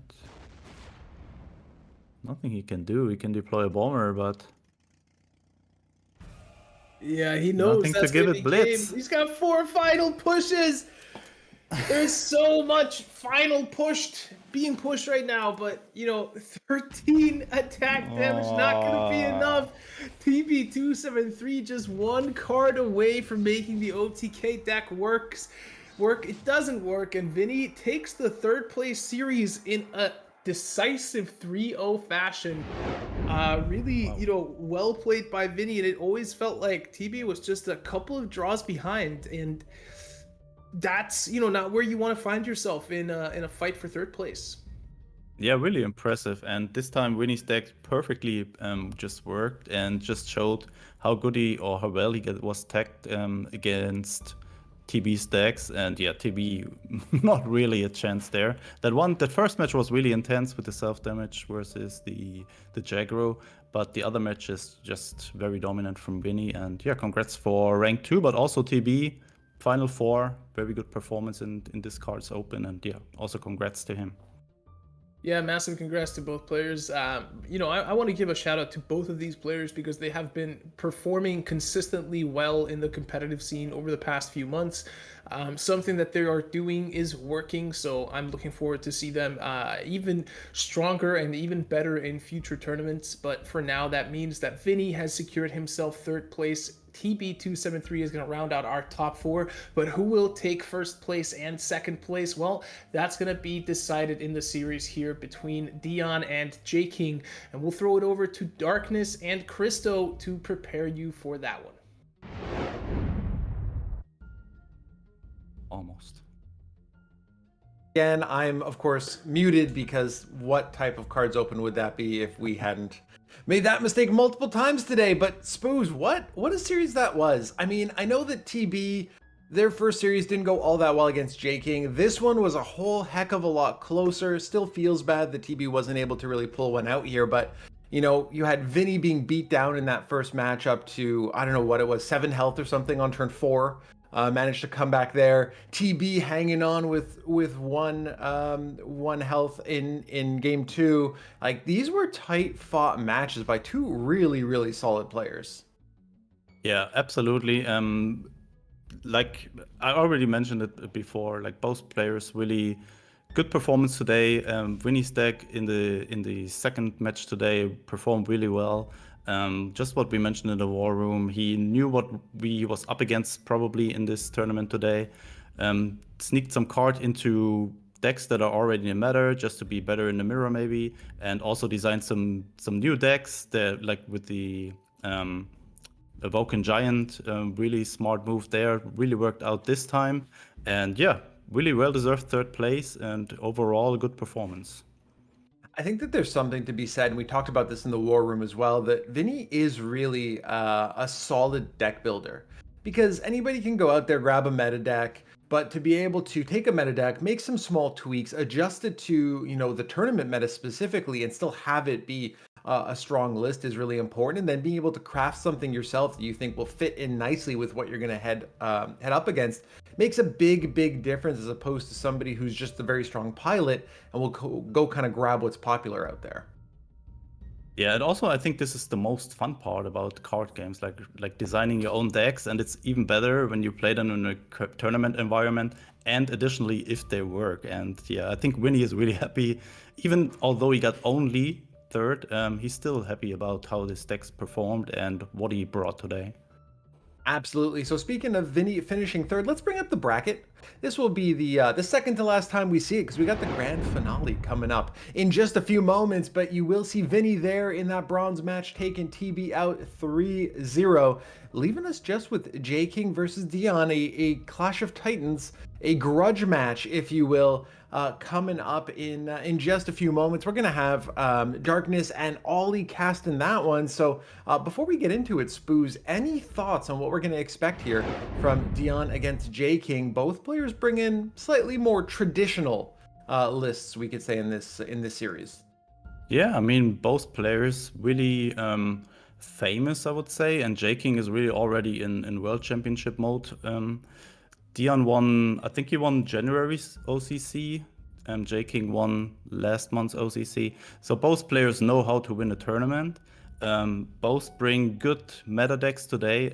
Yeah, I think in the end I think it will be very close.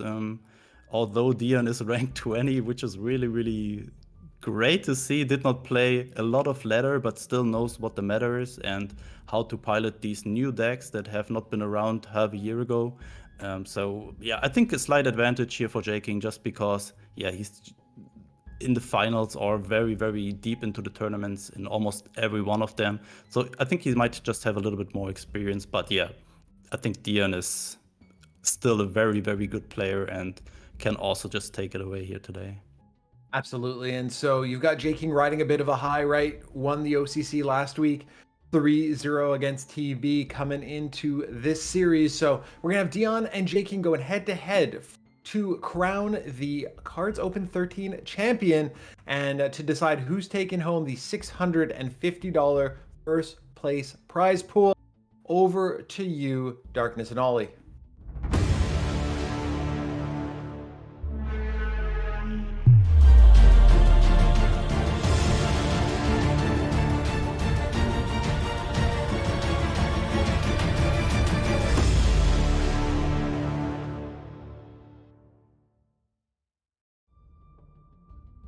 Thank you so much, Christo and Spooz. It is I, Big O, and Darkness here to take you through the grand finals series here between J-King, XIII, and Dion. Two players that I believe, everybody knows J-King, not everybody knows Dion, but if you've been following KARDS Esports for a little bit, you know Dion, right? This is a guy that came out of nowhere, seemingly just blitzed into the competitive scene, made a big splash, brought things like auto canon 1 OTK. He brought the Brit OTK decks as well. He was just bringing a lot of combo decks and that kind of stuff. And you are muted, Darkness, I believe. So let's. No, I'm not. I didn't want to interrupt you. Okay. I'm not muted. I was just making a little bit of fun of y'all for being muted, but. I mean, these are two players that are extremely excited to watch, and let's take a look at the deck lists for each of them here before we get on into the action. Dion up first, Darkness. I mean, three of these decks really don't need any introduction, but maybe briefly gloss over them for us. Yeah, just as reminder, the first deck is the Soviet Japan self-damage deck. It's a very fun deck to play and to cast. The second one is all-time favorite J-Aggro, very strong, very fast, very easy to craft and to get into. The third one is Credit Denial, British Japan, powerful control deck, recently became very strong. And the fourth deck is Germany control with Britain and a lot of discard. And switching to J-King, he is bringing meta decks as well. The first three decks are very similar. It's self-damage, J-Aggro, and Credit Denial as well. The fourth deck is different, although it's still German control. This one is with less discard and more heavy control aspects with Italy as ally unit. So the deck lists are very similar. Both players are esportler. They took away some prize money. They were able to fight in tournaments and win in tournaments. So this will be a very intense match we are observing in the finals here. Absolutely, and for anyone curious to learn more in-depth details about these decks, !decks in chat will give you a link to a folder with all the decks from the top 16 that can help you maybe craft a winning deck of your own, so make sure to check that out. But we do have the bans ready here for the finals matchup, Dion versus J-King. Dion not having his Britain deck banned by J-King, instead having his German deck banned there, and J-King having his Brit deck banned, however. So Dion not wanting to go up against that meta Credit Denial deck from Britain. Why do you think J-King opted to not ban Britain here from Dion? Well, the Britain deck is very strong and powerful, and J-King will have some problems against it, but all of the J-King's deck lists are not having a lot of card draw. And this discard deck from Dion with massive discard it's almost impossible for J-King to win against that. He really needs to get lucky with J-Aggro Fright and Retreat, and does have this one card Fright and Retreat and not have it discarded. Of course, he expected him to ban Credit Denial. This one would have had enough card draw, but it's banned. And the Soviet and German versions of J-King's deck are running very low card draw. So although Credit Denial is overall the strongest deck, this card is more threatening to J King's lineup, and this is the reason why he banned it. So, the first deck for Dion is the Credit Denial deck, the probably most banned deck today. And J King is trying to defeat it with J Aggro. Actually, J Aggro is potential to beat it, because J Aggro is very explosive and can deliver a lot of damage in a very short amount of time. Yeah, and Dion decides not to drop the cost there of Blackwatch. I think in this matchup, Blackwatch is just going to be a pure guard unit for you, right? So I would have liked to see Dion just drop the cost of Blackwatch down to 3 and then have something to protect that honey on turn 3. Utilizing what's in his hand instead of some hopeful draws. But I'm not in the finals of the Cards Open, so maybe that is a mistake. I don't know. But finding the super duper combo, however, means that turn 4, he is well protected. Yeah, well, only both is possible. You see, if you do have Crusader and Honey on board, this Observer Corpse will draw you another card and another heal. So it's both possible. J King, for this reason, has to take out Honey, and he's going for some more card draw. Dion found the first Credit Denial card, the Daylight Bombing, and he's using it with the Observer Corpse. But why? He can't play anything else within this turn, and he just burned the Observer Core without having anything else to free up within that turn. He could have just spent 4 credits on the Daylight Bombing and saved a card, right? Yeah. I don't know why. I mean, if you could use both Observer Core to reduce Blackwatch down to 3 to make this as efficient as possible, but like this seems to be a mistake, and I think Dion, by not playing for a while after it, realized that too. Yeah, I think that pause after he made that play is definitely indicative that he went, oh, wait, maybe I shouldn't have done that.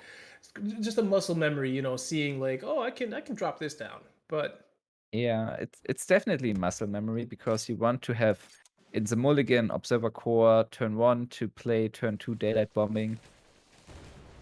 But he already was at 4 credits. Well, Raiding Brigade getting a lot of value there against the Blackwatch.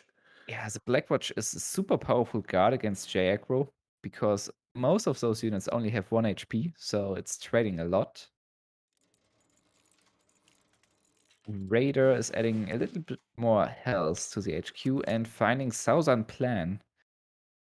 Now he can play Observer Corps. Yeah. And Southern Plan, or maybe the first supply shortage to kill the frontline units and make it impossible for second Raiding Brigade to attack the HQ by dying within 2 turns. Yeah, I quite like that. I mean, I would definitely drop the cost of Southern Plan, but then just play the supply shortage. But opting instead to go for the credit play, something that he's probably regretting right now as the Type 93 comes out and a whole host of damage is being delivered to the HQ. He does, however, have the Churchill Mark III Avra to push everything back and slow J King down a bit next turn. But it's still a more difficult spot, especially, he's probably kicking himself even more now that he sees another supply shortage was at the top of his deck. Yeah, the type added another 3 damage, so this was 7 damage last turn. Well, to be fair, the Churchill pushing everything back now prevents J King from attacking this turn.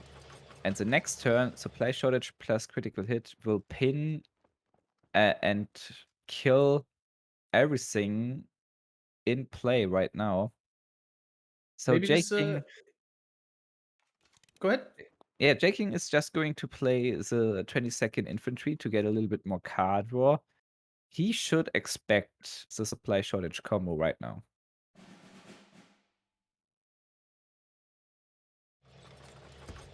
Dion not even going for a critical hit, but pinning the first and killing the second unit that survives, making this play really efficient. Now having 2 units in field. Yeah. And not a lot of answers here for J King. I mean, J King can flood the board again, but flooding the board doesn't really look like a fantastic option, knowing that Bevelswagen's going to die regardless. You kind of just want to get rid of one of those units because, you know, the Churchill is able to trade very effectively, mitigating that 1 damage from heavy armor. And of course, the Sexton is able to trade anything pretty effectively as well, not taking any damage back. So Jaking going for maximum damage here. Another 3 damage and pinning the Sexton. Make it even harder for the Churchill to get into the front line and block those attacks with blitz tanks and units. I think Jaking's just looking at that Sheeden in his hand and thinking, I'm pretty much setting up to win with that. So he's really wanting to try and get him down to 4 and then sneak in that surprise 1-2 combo. But yeah, and I mean it's already happened, right? He can play the Bicycle Regiment, the Panzer 35T. He can hit face. He can desperate measures. But the Honey is going to take it up to 1 HP away from lethal. So that might be Dion's saving grace here. He can deal 4 damage or kill the Honey. He's choosing the damage. Top deck, Ultra. Yeah, this is game. This is game. Jake's going to win. He went for the correct play. Just imagine a Lend-Lease in this scenario. Lend-Lease into redeployment. It's happened before. So, Dion cleaning everything, setting up Ultra. This was a perfect setup. Perfect setup from J King. He's been playing around this setup for the past 3 turns. And just like this, perfectly lethal. It still felt very, very close. Dion did not hit any of the Crusaders, convoys, Lend-Lease to get back with a ton of card draw. Not being able to get back and get these honey draws and heals allowed J King to finish him off relatively well. It looked kind of easy, but it was J King was with his back at the ball playing against his credit deny deck. Yep. I mean, I think this was just extremely well played by J King, right? He understood what he had in hand. He understood what he needed to do. He was no longer trying to flood the board and do all the pressure. He held back a few units when he could have played them, decided to operate some units instead. Dion, on the other hand, was lacking the tools to effectively deal with it. I mean, he did do everything that he could, and he even held back those critical hits for future combinations if he needed them. But ultimately, that didn't matter.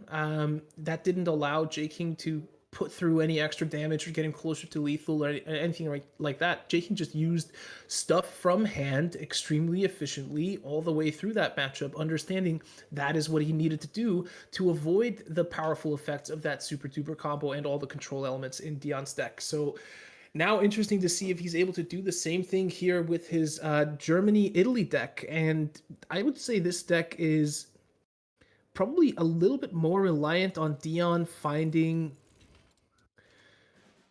his credit denial stuff and getting that part rolling, right? Yeah.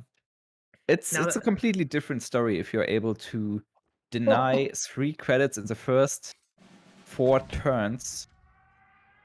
The Pioneer Company surviving Careless Talks.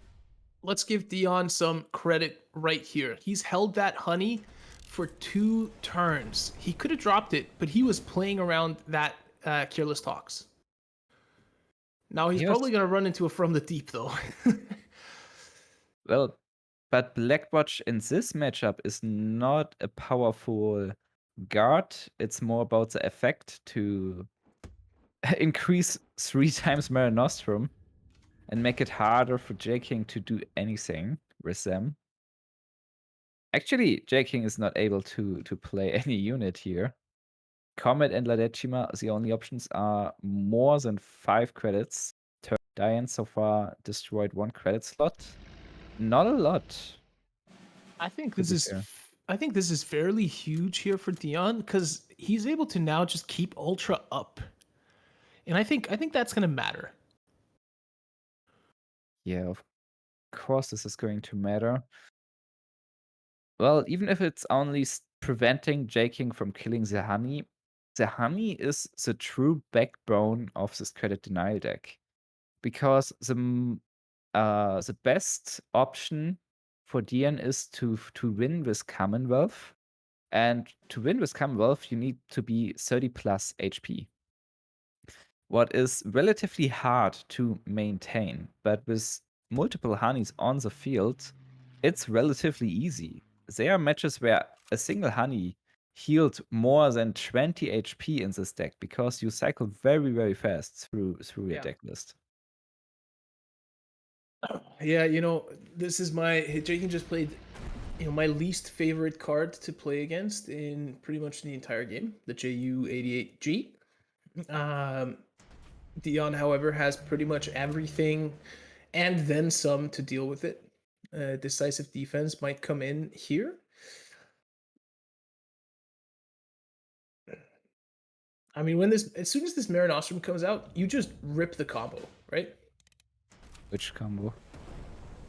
Oh, I mean, the Mare Nostrum J-King got is- blocked by Ultra, so J-King is triggering Ultra to be able to kill the honey. Well, he noticed Dion is floating 3 turns in a row, potential Ultra. So that's a hint always.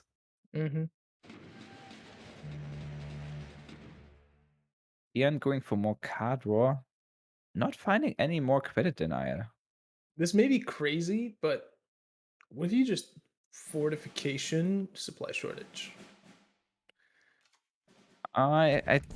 He has so much options. I don't think critical hit supply shortage combo is bad, but I don't feel like it's enough. It will lock down this annoying Ju88. This is important, yeah. Oh, but the honey is really good to find here. So much heal. And another Black Watch. This will hurt J-King a lot because he needs those Mare Nostrums to use onto units.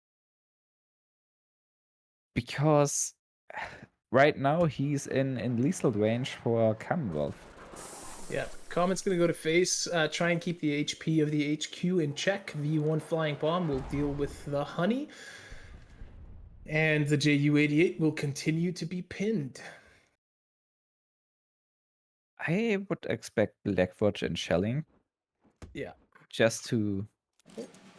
Oh, he's playing a second supply shortage to kill the U88 even faster. Oh, Lion for a day. Couldn't come a turn earlier there for J-King. Finds it right off the top, able to deal with that Wellington if he so chooses. La Decima also able to take out 1 target in the backline. La Decima is great. And look at this, right? He goes for the Black Watch with the La Decima because he understands and knows that it's going to take 1 more pass and end turn from Dion to be able to have the supply shortage take care of the JU88, which means that he can then just play Lion for a day next turn, and that's going to allow him to get rid of that Wellington before it ever impacts the game. Well, with Observer Corp, you're actually able to play Commonwealth even earlier. So it's necessary to prevent the Commonwealth damage. Also, this means the fighter still lives. The Wellington is not just getting killed by honey. J-King now is thinking about killing Wellington with Lion for a day or setting up decisive defense and moving La Decima into the front line. Maybe Zilla Decima is better in the backline because this prevents Dion from playing Churchill. Sending this Churchill La Decima back only ends in redeploying the Churchill. And of course, the deployment effect is killing a unit in the support line, like the Churchill. So there's definitely an option for a reason why he just holds Zilla Decima in the back line.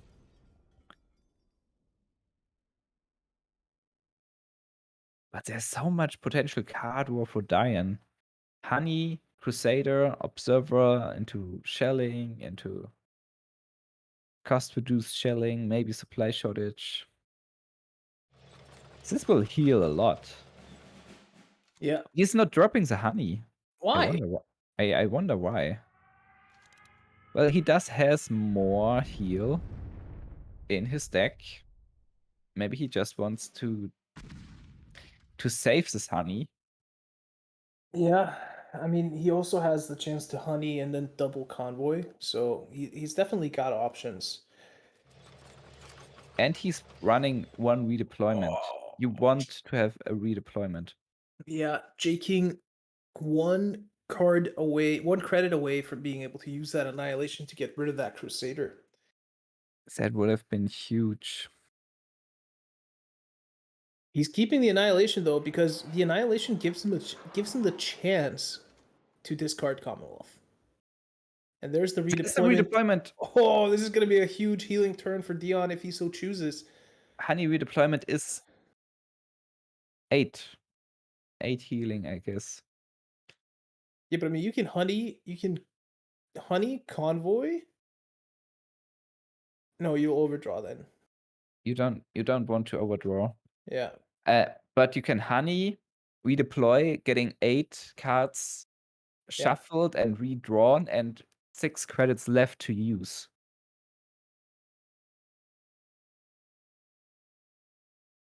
I'm wondering if you want to do something like,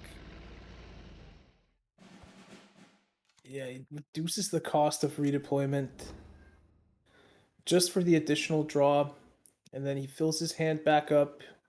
What is he going to get? Observer Core, Convoy, Commonwealth is there, Churchill, critical hit, Crusader, Lancaster, and another Convoy. He Observer Cores his Commonwealth, then finds the shelling off top, pins everything, and I don't know. I mean, Comet's not going to be able to do enough here. Isn't this game over? I mean, it's only Annihilation with a 1 in 8 chance to hit the Commonwealth that has a potential chance of saving J King from death here next turn. Yeah, because the Mare Nostrums are 6 credits, J King can't buff the Comet and attack because he's just at 10 credits. Dion destroyed too many credit slots from him. Killing the honey and attacking is not enough. It's still lethal to Commonwealth. The only path J King could choose is indeed the Annihilation and getting rid of... he's using Sudden Strike and attacking. He's not going for it. For a second, I thought he's going for the Annihilation play. But that's it. It's the Commonwealth into J King's HQ. With exactly 30 HP. Dion coming back 1-1, evening this out against J King and winning with credit denial. Yep, 30 HP on the dot is enough to activate Commonwealth, and it is enough to secure Dion this victory. And now the series stands at 1-1. Dion having found success with his Brit deck, J King having found success with his J aggro deck, and now we are left with a Germany control deck there for J King, Soviet self damage versus Jagro and Soviet self damage from Dion, and now the ever difficult mirror matchup between the two self damage. No, sorry, wait. Oh yeah, it is. Yeah, mirror matchup between those two self-damage decks.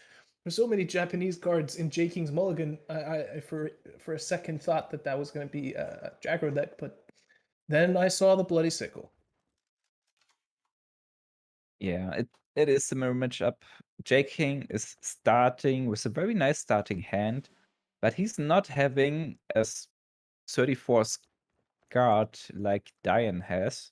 However, two 456 are pretty handsome in here. Both player already dropped. 33rd Recon, both player are having Bloody Sickle available. Relatively even so far. Looks like Dion chooses to just immediately kill the first 456 rifles. J-King, he could go for scouting party and preparing kind of massive card war if he finds in Winter Warfare. Yeah. The other option would be 456 rifles and pinning with Bloody Sickle the Recon, but the self-damage is not in big use right now. Dion finds a second 34 scouts. Yeah, he's And gonna Bloody Sickle his own unit. That is crucial here. He is not gonna give J-King a draw on any of those 33rd recons. That means he's not gonna play the Winter Warfare. He's not gonna Bloody Sickle one of those 33rd recons. So Dion now setting up a fairly massive turn. yeah, potentially dropping 2 6/6 bodies next turn. Yeah. J-King is pinning his own unit. Oh, he found as well, but I don't think that's enough. And then sending the damaged Recon into the front line to make Dion trade and give him even more cards.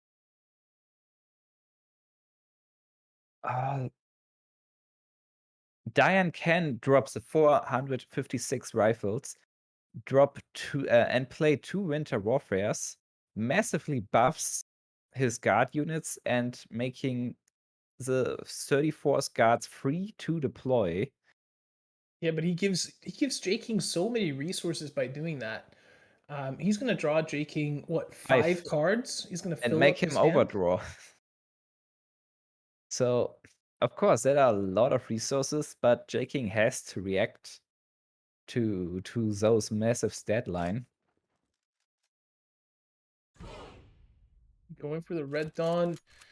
First, to be able to kill out Yeah, as a guard unit.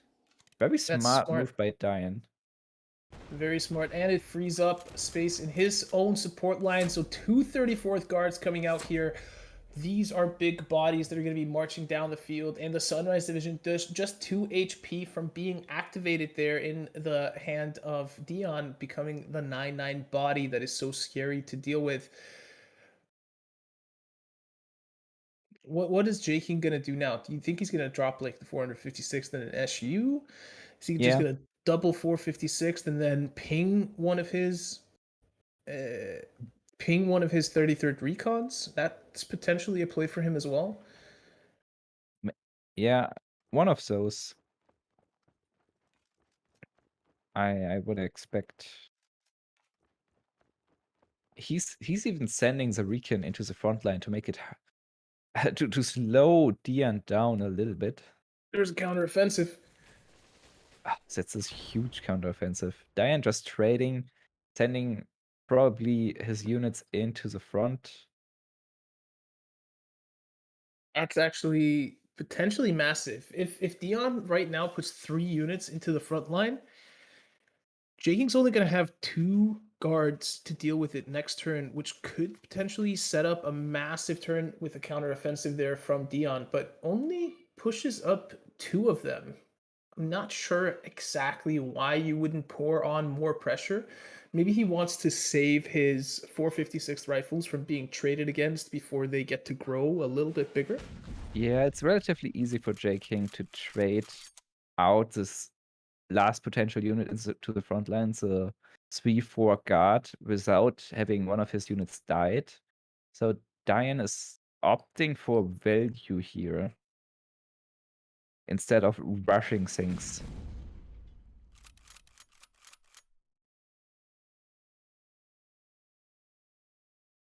He's still 1 damage effect away from being able to trade out that 34th rifles. He goes for the counteroffensive here, or at least hovers it, thinks about it. there are 3 damaged units on the field, so that's going to be +6 +3. That's going to be enough to keep him alive and leave a big body there on the field.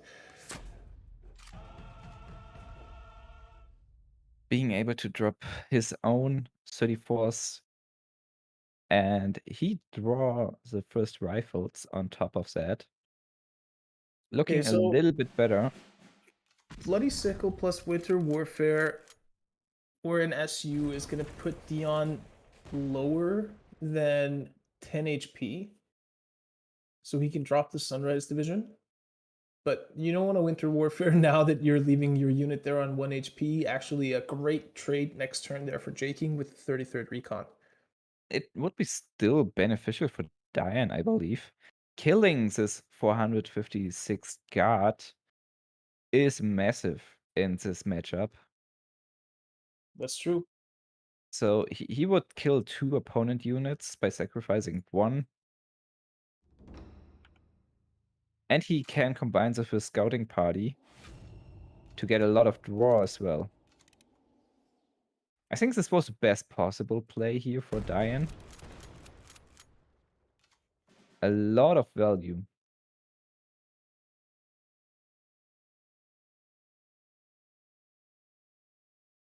J King's turn.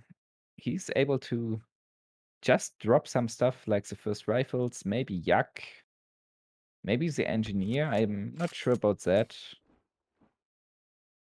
This will fill 1 slot in the support line, but he can't use it otherwise right now. So he's just going for it. Dion finds another 456 rifle regiment. He can have no 3, but there are less options to buff those.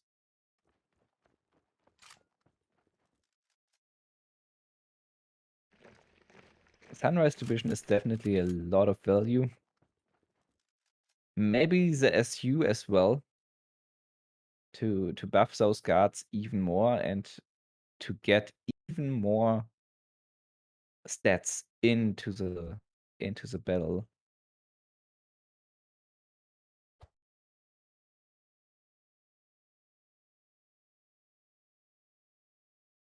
Also, Dion knows Jaking has Great Patriotic War. It got revealed from Scouting Party. And by reducing his own HP, he makes Jaking not want to play it. Well, it's a 3rd guard and a ping onto the Yak. Yak is going to draw more, another card for Jaking. And reducing the deployment cost of the 34 guards cores. Well, if Jaking now chooses to play Winter Warfare, this will buff 3 units in the support line of Dion. And killed his own Yak. So this is not great.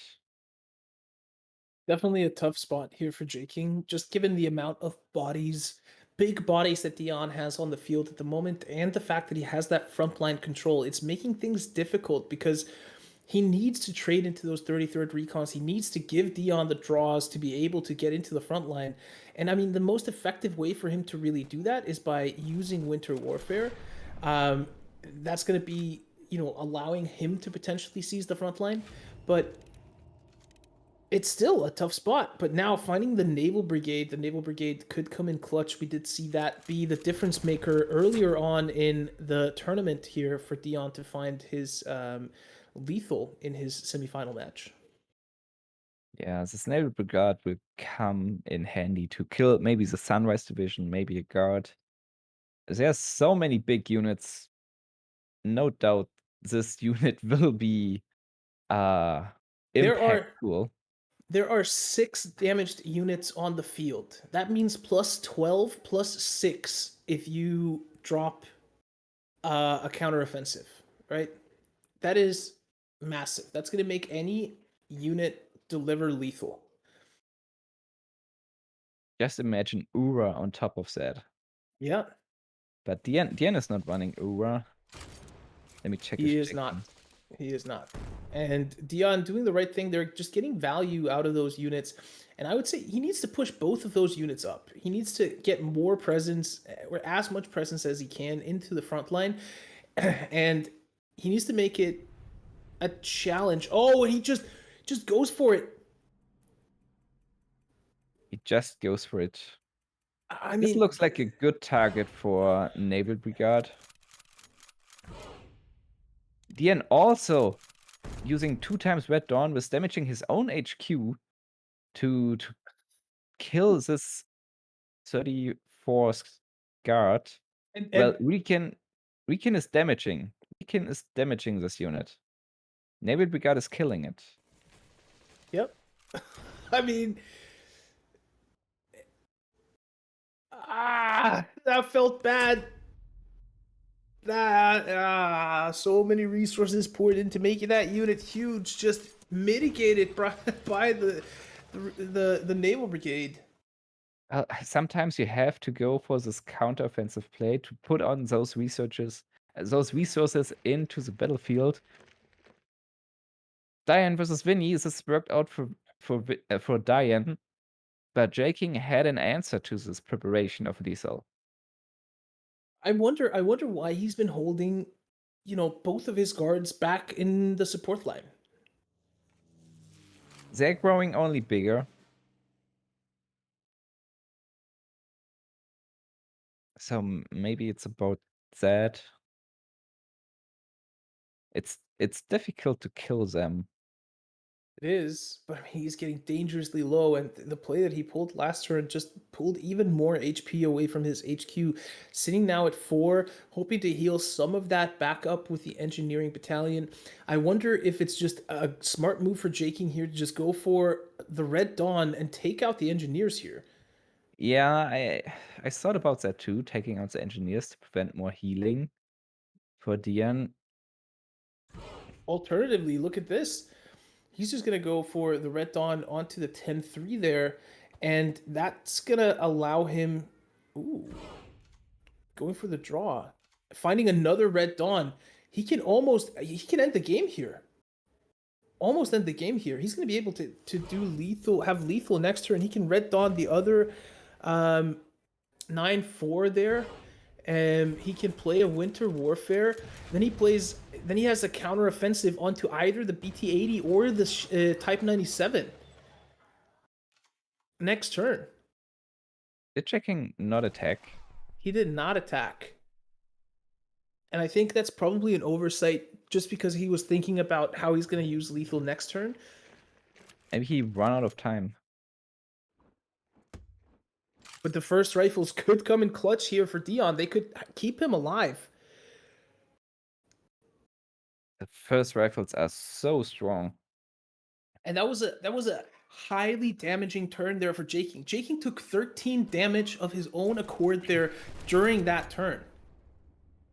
It's 10-10 again. It was, in the meantime, a difference between 4 and 23. But this allows J-King to play 2 Sunrise divisions. And he could play an aggro move with the Shinto, the Blitz tank, and currently 3 damaged units in field to kill the first rifles. But this is maybe not enough.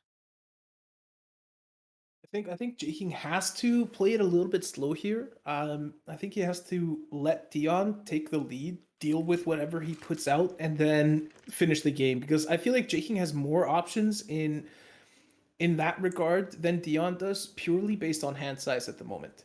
However, whatever is being pulled from that scouting party could become the game-breaking moment here. Also, I want to point out, J-King has the emergency break of the Great Patriotic War in hand at the moment. That might also be playing a factor into what he chooses to do here. But making an ambush, massive ambush in the front line. That's smart. Using the ambush mechanic in a game based on pure infantry units with less support. Dion now has to trade 2 units. 2 units into this ambush buffed naval brigade. Probably the first rifles to break the ambush effect and the 34th guards to kill it. I mean, that means he just puts the Sunrise Division in the front line, and then that gets traded right out. Ooh. I like this. I really like this from Dion. Yeah. Healing is not going to win him the game at this point in time, right? Like, the incremental healing is probably not going to be the decision maker. He needs to have guard units to soak up potential attacks, and he needs to have, access to the front line. So I like this. Scouting party revealing the Shinoto tank. J-King drawing Winter Warfare. He does not want to use this right now. So J-King only has 6 cards left in his deck. Dion has 13. This could even come down to fatigue, Darkness. J-King just killing one Recon to prevent additional drawing for Dion. But Dion drawing Winter Warfare and the 30 Recons. How many did we saw so far in this game? This a lot. The answer is a lot, Darkness. We've seen a lot of 33rd recons here. So many damaged units. Imagine counter-offensive and Eura. Maybe just a single Eura tech for mirror matchups would be beneficial. But, I mean, if the board ends up like this, J-King wins, right? J-King will use the 34th guards to trade into the first rifles. He'll use the 9-8 to trade into the second rifles, and then he'll hit face. So that Sunrise Division will have to make a trade. It'll have to take out one of the Sunrise Divisions. Otherwise, this game is forfeit. Even then, that's not going to be enough because of the SU in the backline, right? He needs to. That's game. That looks like game, yeah. He needed to drop the SU to activate the guard on the 456th rifles, but Dion, with a slight oversight in such a tense mirror matchup, means that J-King takes the lead 2-1. That was so close the entire match. Huh. Everything was on board there. I mean... Yeah, Liesel was just on board, and Dion had the options to prevent it. Well, maybe he just oversaw the option. Well, to be fair, this game was already pretty long. And it's late in China. At some point, you are losing your focus. Till that point that you are unable to count to 7. Thinly veiled shot at yours truly there, but now it's going to be J-King bringing his Germany control deck, and it's going to be up against the Jagro deck here from Dion, and Dion does not have a Befelswagen in hand, however, does have a pretty good starting hand with the Cavalry Regiment plus the Panzer 35Ts though, but the Bologna Regiment is going to come down on turn 3, and you hate to see the Bologna Regiment come down if you're playing Jagro. Yeah, it's very painful to play against. Maybe a second type with the surprise attack is able to take out the first. But how do you deal with the second? That's the question, right? Like think about the fact that, under normal circumstances, you are going to have to trade 3 units for that 1 unit, right? So for 2 of them, that's 6 units gone. If you don't have the first signal regiment set on the field at that point, that doesn't feel good, right? At least with the first signal, you're able to do 6 damage by sacking all those units, but that's not the case here. Dion is just kind of in a little bit of trouble here. A little bit of trouble, indeed. Looking at 2 Bologna regiments, decisive defense and root out, it does not look good. Yeah, I mean, what you want to do in this situation, or kind of what you want to default to, is just like, all right, I'm gonna pour on the pressure here a little bit. I'm gonna put some units on the board and wait until I hit my signal regiment. Then I'm gonna sack them all in on 1 turn and deal a ton of damage. So you're kind of tempted to do something like Type 94 Panzer 35T, push it into the front line. But like you said, he's running into a root out. and the Rudout's going to come in here and it's going to clear the board. All of a sudden, all your setup is gone, and you haven't activated any of those pings from the first single regiment. Checking has another option too.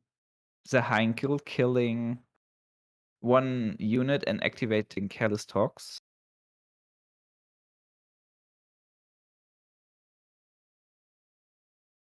So I mean, there's just Jaking can allow himself to do whatever he wants here, right? Like that Bologna regiment is just so powerful.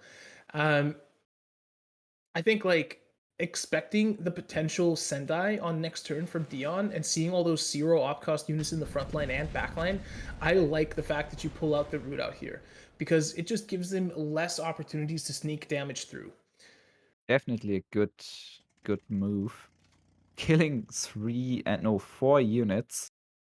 Dion is able to use the Arado and moving Panzer 35 into the front line. But Jaking just plays probably the second Bologna regiment.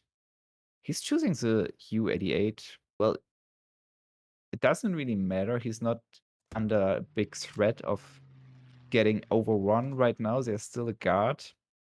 And the U-88 gives him, by killing small aggressive units, for himself small aggressive units to optimize his credit value and his use of his own credits, and is even better in trading into everything Dion's put on the field. You know what? Like, I feel like this matchup here is one of the worst Jagro matchups that you can have. As long as Jaking is drawing Bologna regiment and root out early in the game, you need to find your cards. Yeah, but I Remember mean, even yeah. then, like Jaking is packing. He's got 2 careless talks, right? You can run into those early. He's got 3 sudden strikes, so that's 5 answers. He's got Admiral Hipper. He's got From the Deep. At that point, you're up to 7 answers. He's got Root Out, 2 of them. That's 9 answers. He's got the Hankel. That's going to be able to get a good trade. That's 10 answers. He's got 2 Bologna regiments. That's 12 answers. He's got a 2 decisive defense. That's 14 answers. Plus, if he falls behind a little bit in the early game, he's got 3 Mare Nostrums to pull himself back. I feel like this has to be one of the worst potential matchups for any deck in the game. And just as you saw it, Jaking played Annihilation to kill the Sendai, get his U back, and discarded the bombing rate. Another damage potential for Dion to burn through those guards units. Jaking just clearing out the units here. Dion already drew 2 of his orders, bombing rate and desperate measures, meaning frightened retreat is still in his deck, and now Dion run out of steam. He's not able to use his credits, not able to flood the board and maybe win with first Signal Regiment and sacrificing 14 more units into Bologna and other units. So Jaking is just looking for answers for threats Dion doesn't even have right now. Yeah, and I think like that's also the factor that comes into this is the Mare Nostrum, right? Even if you pull the feign retreat and you start going ham, right? If he plays Mare Nostrum on something like the JU, that's a 5/6, and he attacks 3 times with it, you're not gonna burn him enough. Even if you empty your deck, you're not gonna burn him enough to end out the game. Jaking even setting up decisive defense. And oh, this is a frightened retreat turn. Dion just pinning a unit, finding the second Arado, playing frightened retreat. So Jaking only able to attack once the HQ this turn, but with a Mare Nostrum unit. So Dion has to find something against at least one fighter here. He's down to 7. Panzer 35T is not having 0 deployment effect. The AA gun comes way too late. This is not enough.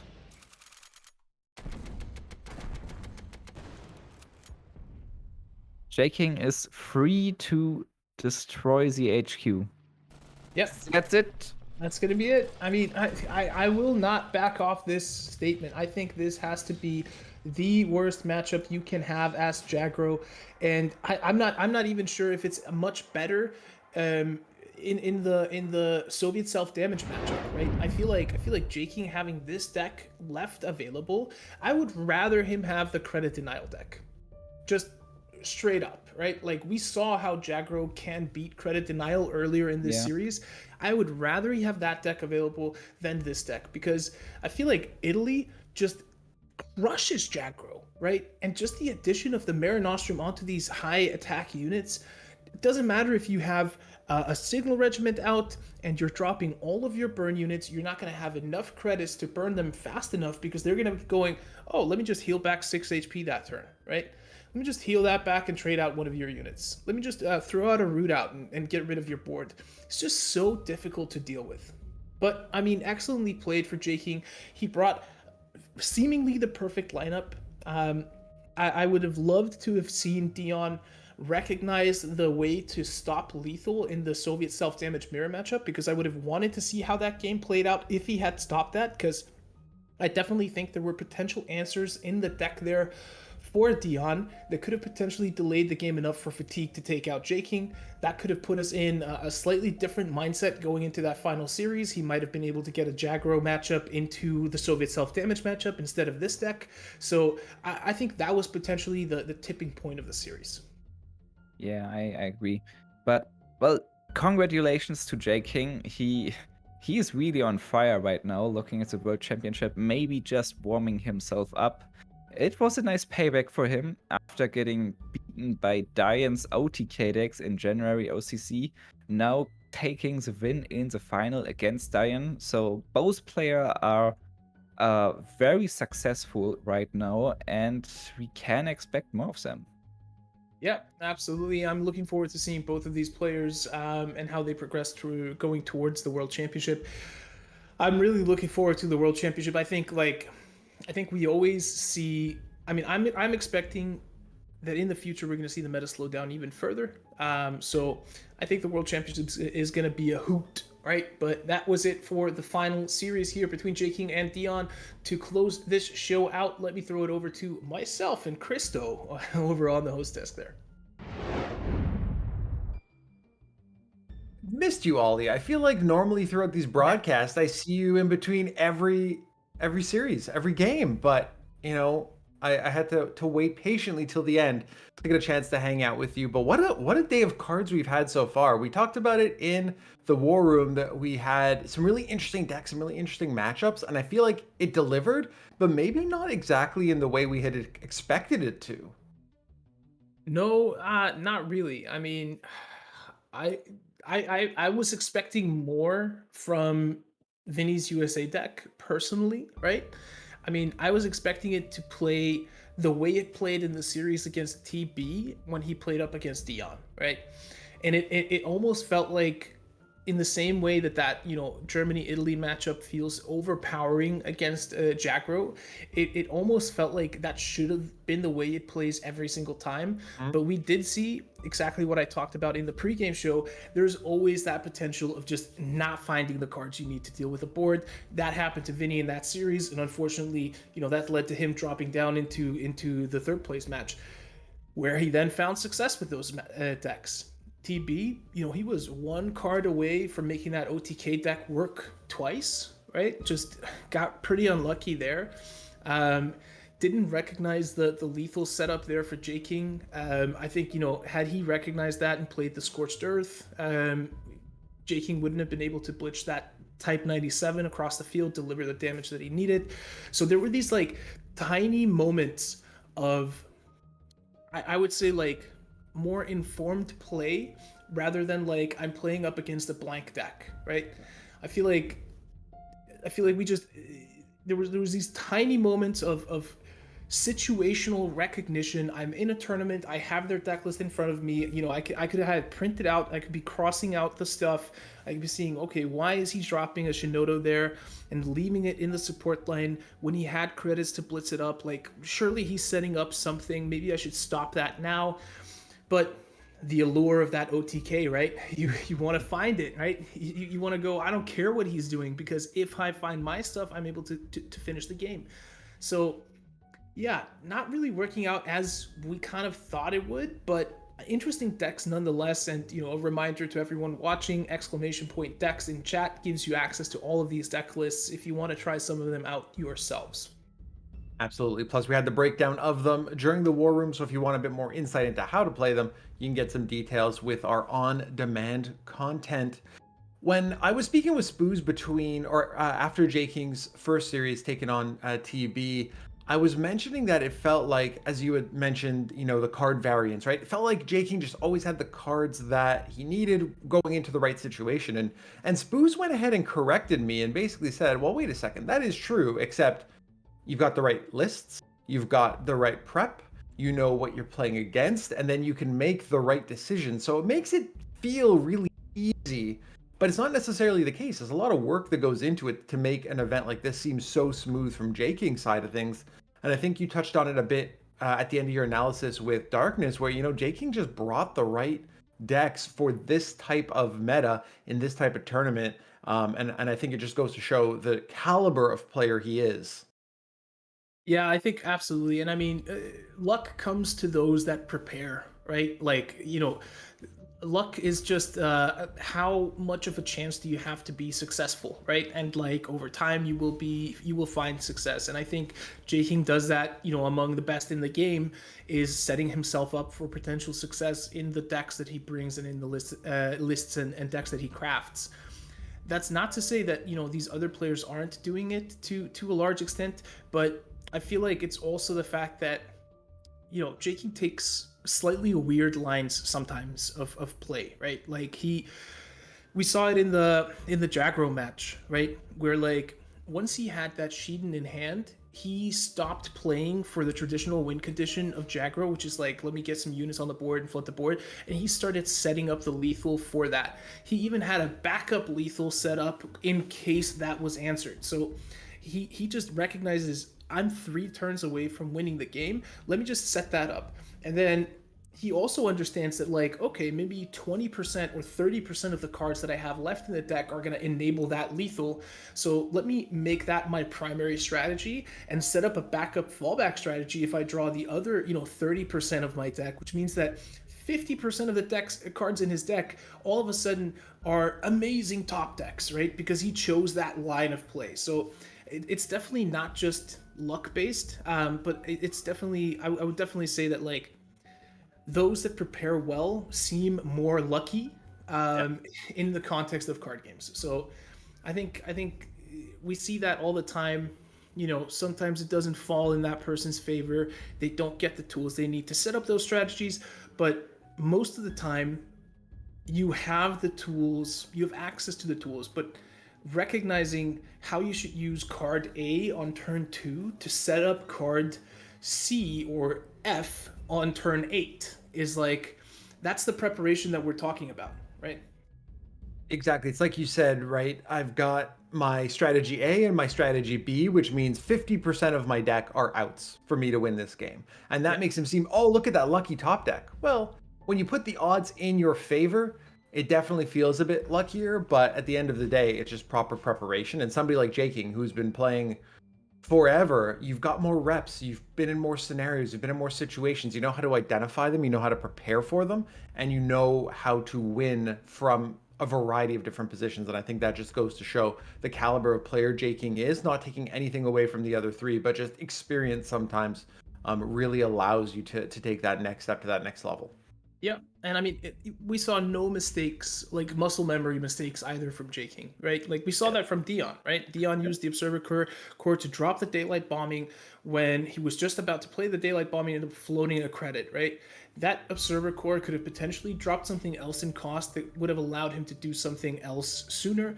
He ended up winning that match, but at the same time, like that can be a tournament losing mistake to make. So you can't be in the mindset of like, I'm just gonna blitz out the cards as fast as I can. I'm gonna do this. You have to really think things through, and I think sometimes players like J King, players like Tang Tang and No and 5, they make that look easy, right? Yeah.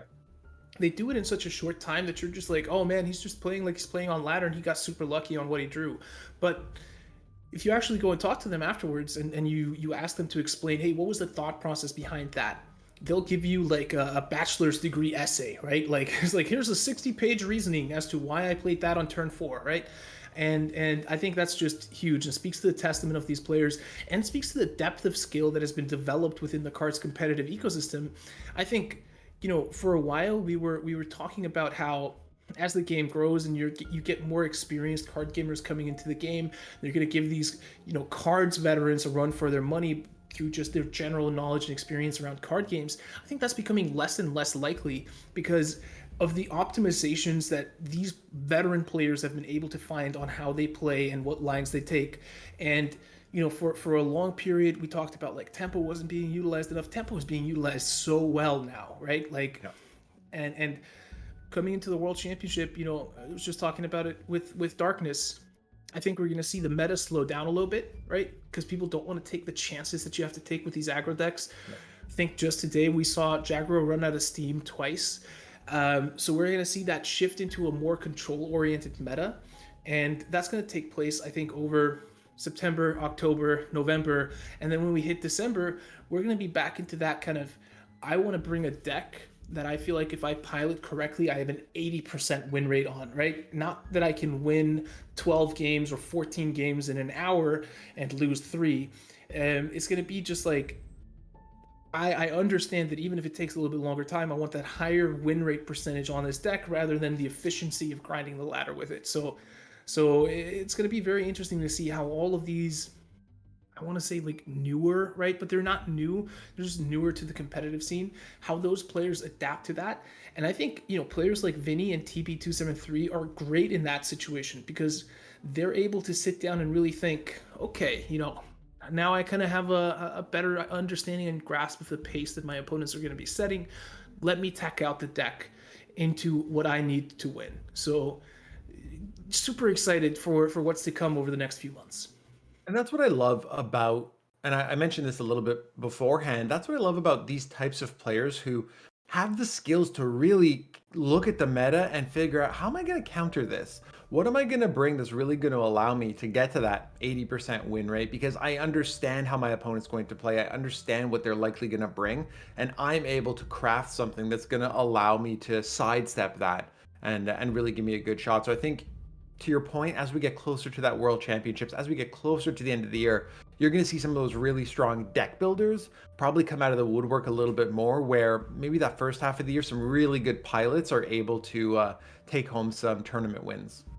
Yeah, absolutely. Excellent.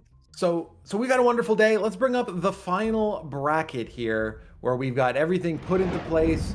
We see J King once again taking this one, going back to back. The OCC last week, KARDS Open this week, taking home $600 for top prize. Dion coming in second. We have Vinnie and TB finishing third and fourth, respectively. Again, all top 4 players who participated today taking home actual cash money. Gold for finishers 5 to number 16. So all you talked about the World Championships coming up. You got somebody like J King who is just building momentum, leading there. Anything you want to add before we wrap this whole thing up? Not really. I would just recommend everybody go into the Steam blogs and read the overview there for the World Championship that has recently been published. A lot of the details on how to qualify and how everything is going to be played out are going to be in there. Spoiler alert, the format is pretty similar to last year. There's going to be in-client qualifiers. What has been changed, though, is that for every single one of those qualifiers, the top 300 in that qualifier are going to receive the KARDS 2022 World Championship card back. So, you know, even if you are not thinking that you're going to make it into the top 128, we're going to be one of the, you know, top 8 or top 16s or top 32s within that session. Definitely incentives to play. I also think like card games for me have a should have a higher ratio than other games in terms of those that participate in tournaments, right? Tournaments shouldn't be as daunting as many people maybe treat them as. If you walk in there with a growth mindset and the intent to learn, you're sure to have fun. So make sure to stay tuned for future open announcements, for future opens, and then also, participate in the World Championship qualifiers, because who knows, maybe you have a dream run and you can play against the best of the best, and it's sure to help you on the ladder as well. You're going to get exposed to a lot of different types of lists, and you're going to be playing in an environment where everyone is truly there to try and maximize their chances of winning. So to everyone, check out that blog, make sure to share it with everyone. I'll link it in chat here as well. But other than that, just keep on grinding, keep on playing cards. We appreciate you, we love you, and thank you so much for tuning in. Love it, Ollie. Thank you so much for that. I think it's pretty darn amazing that you have an opportunity. It's rare in card games, and I've played a whole bunch of them. It's rare in card games, so you have an opportunity to make it to the World Championships in an open qualifier, essentially. You've got the opportunity, so take it. Worst case scenario, finish top 300, get a bit of bling out of it, and fancy up your deck. So thank you, Ollie. Thank you so much to Spooz and Darkness for joining us. Congratulations, J King. It was a wonderful day. Enjoy the rest of your Sunday, wherever you are.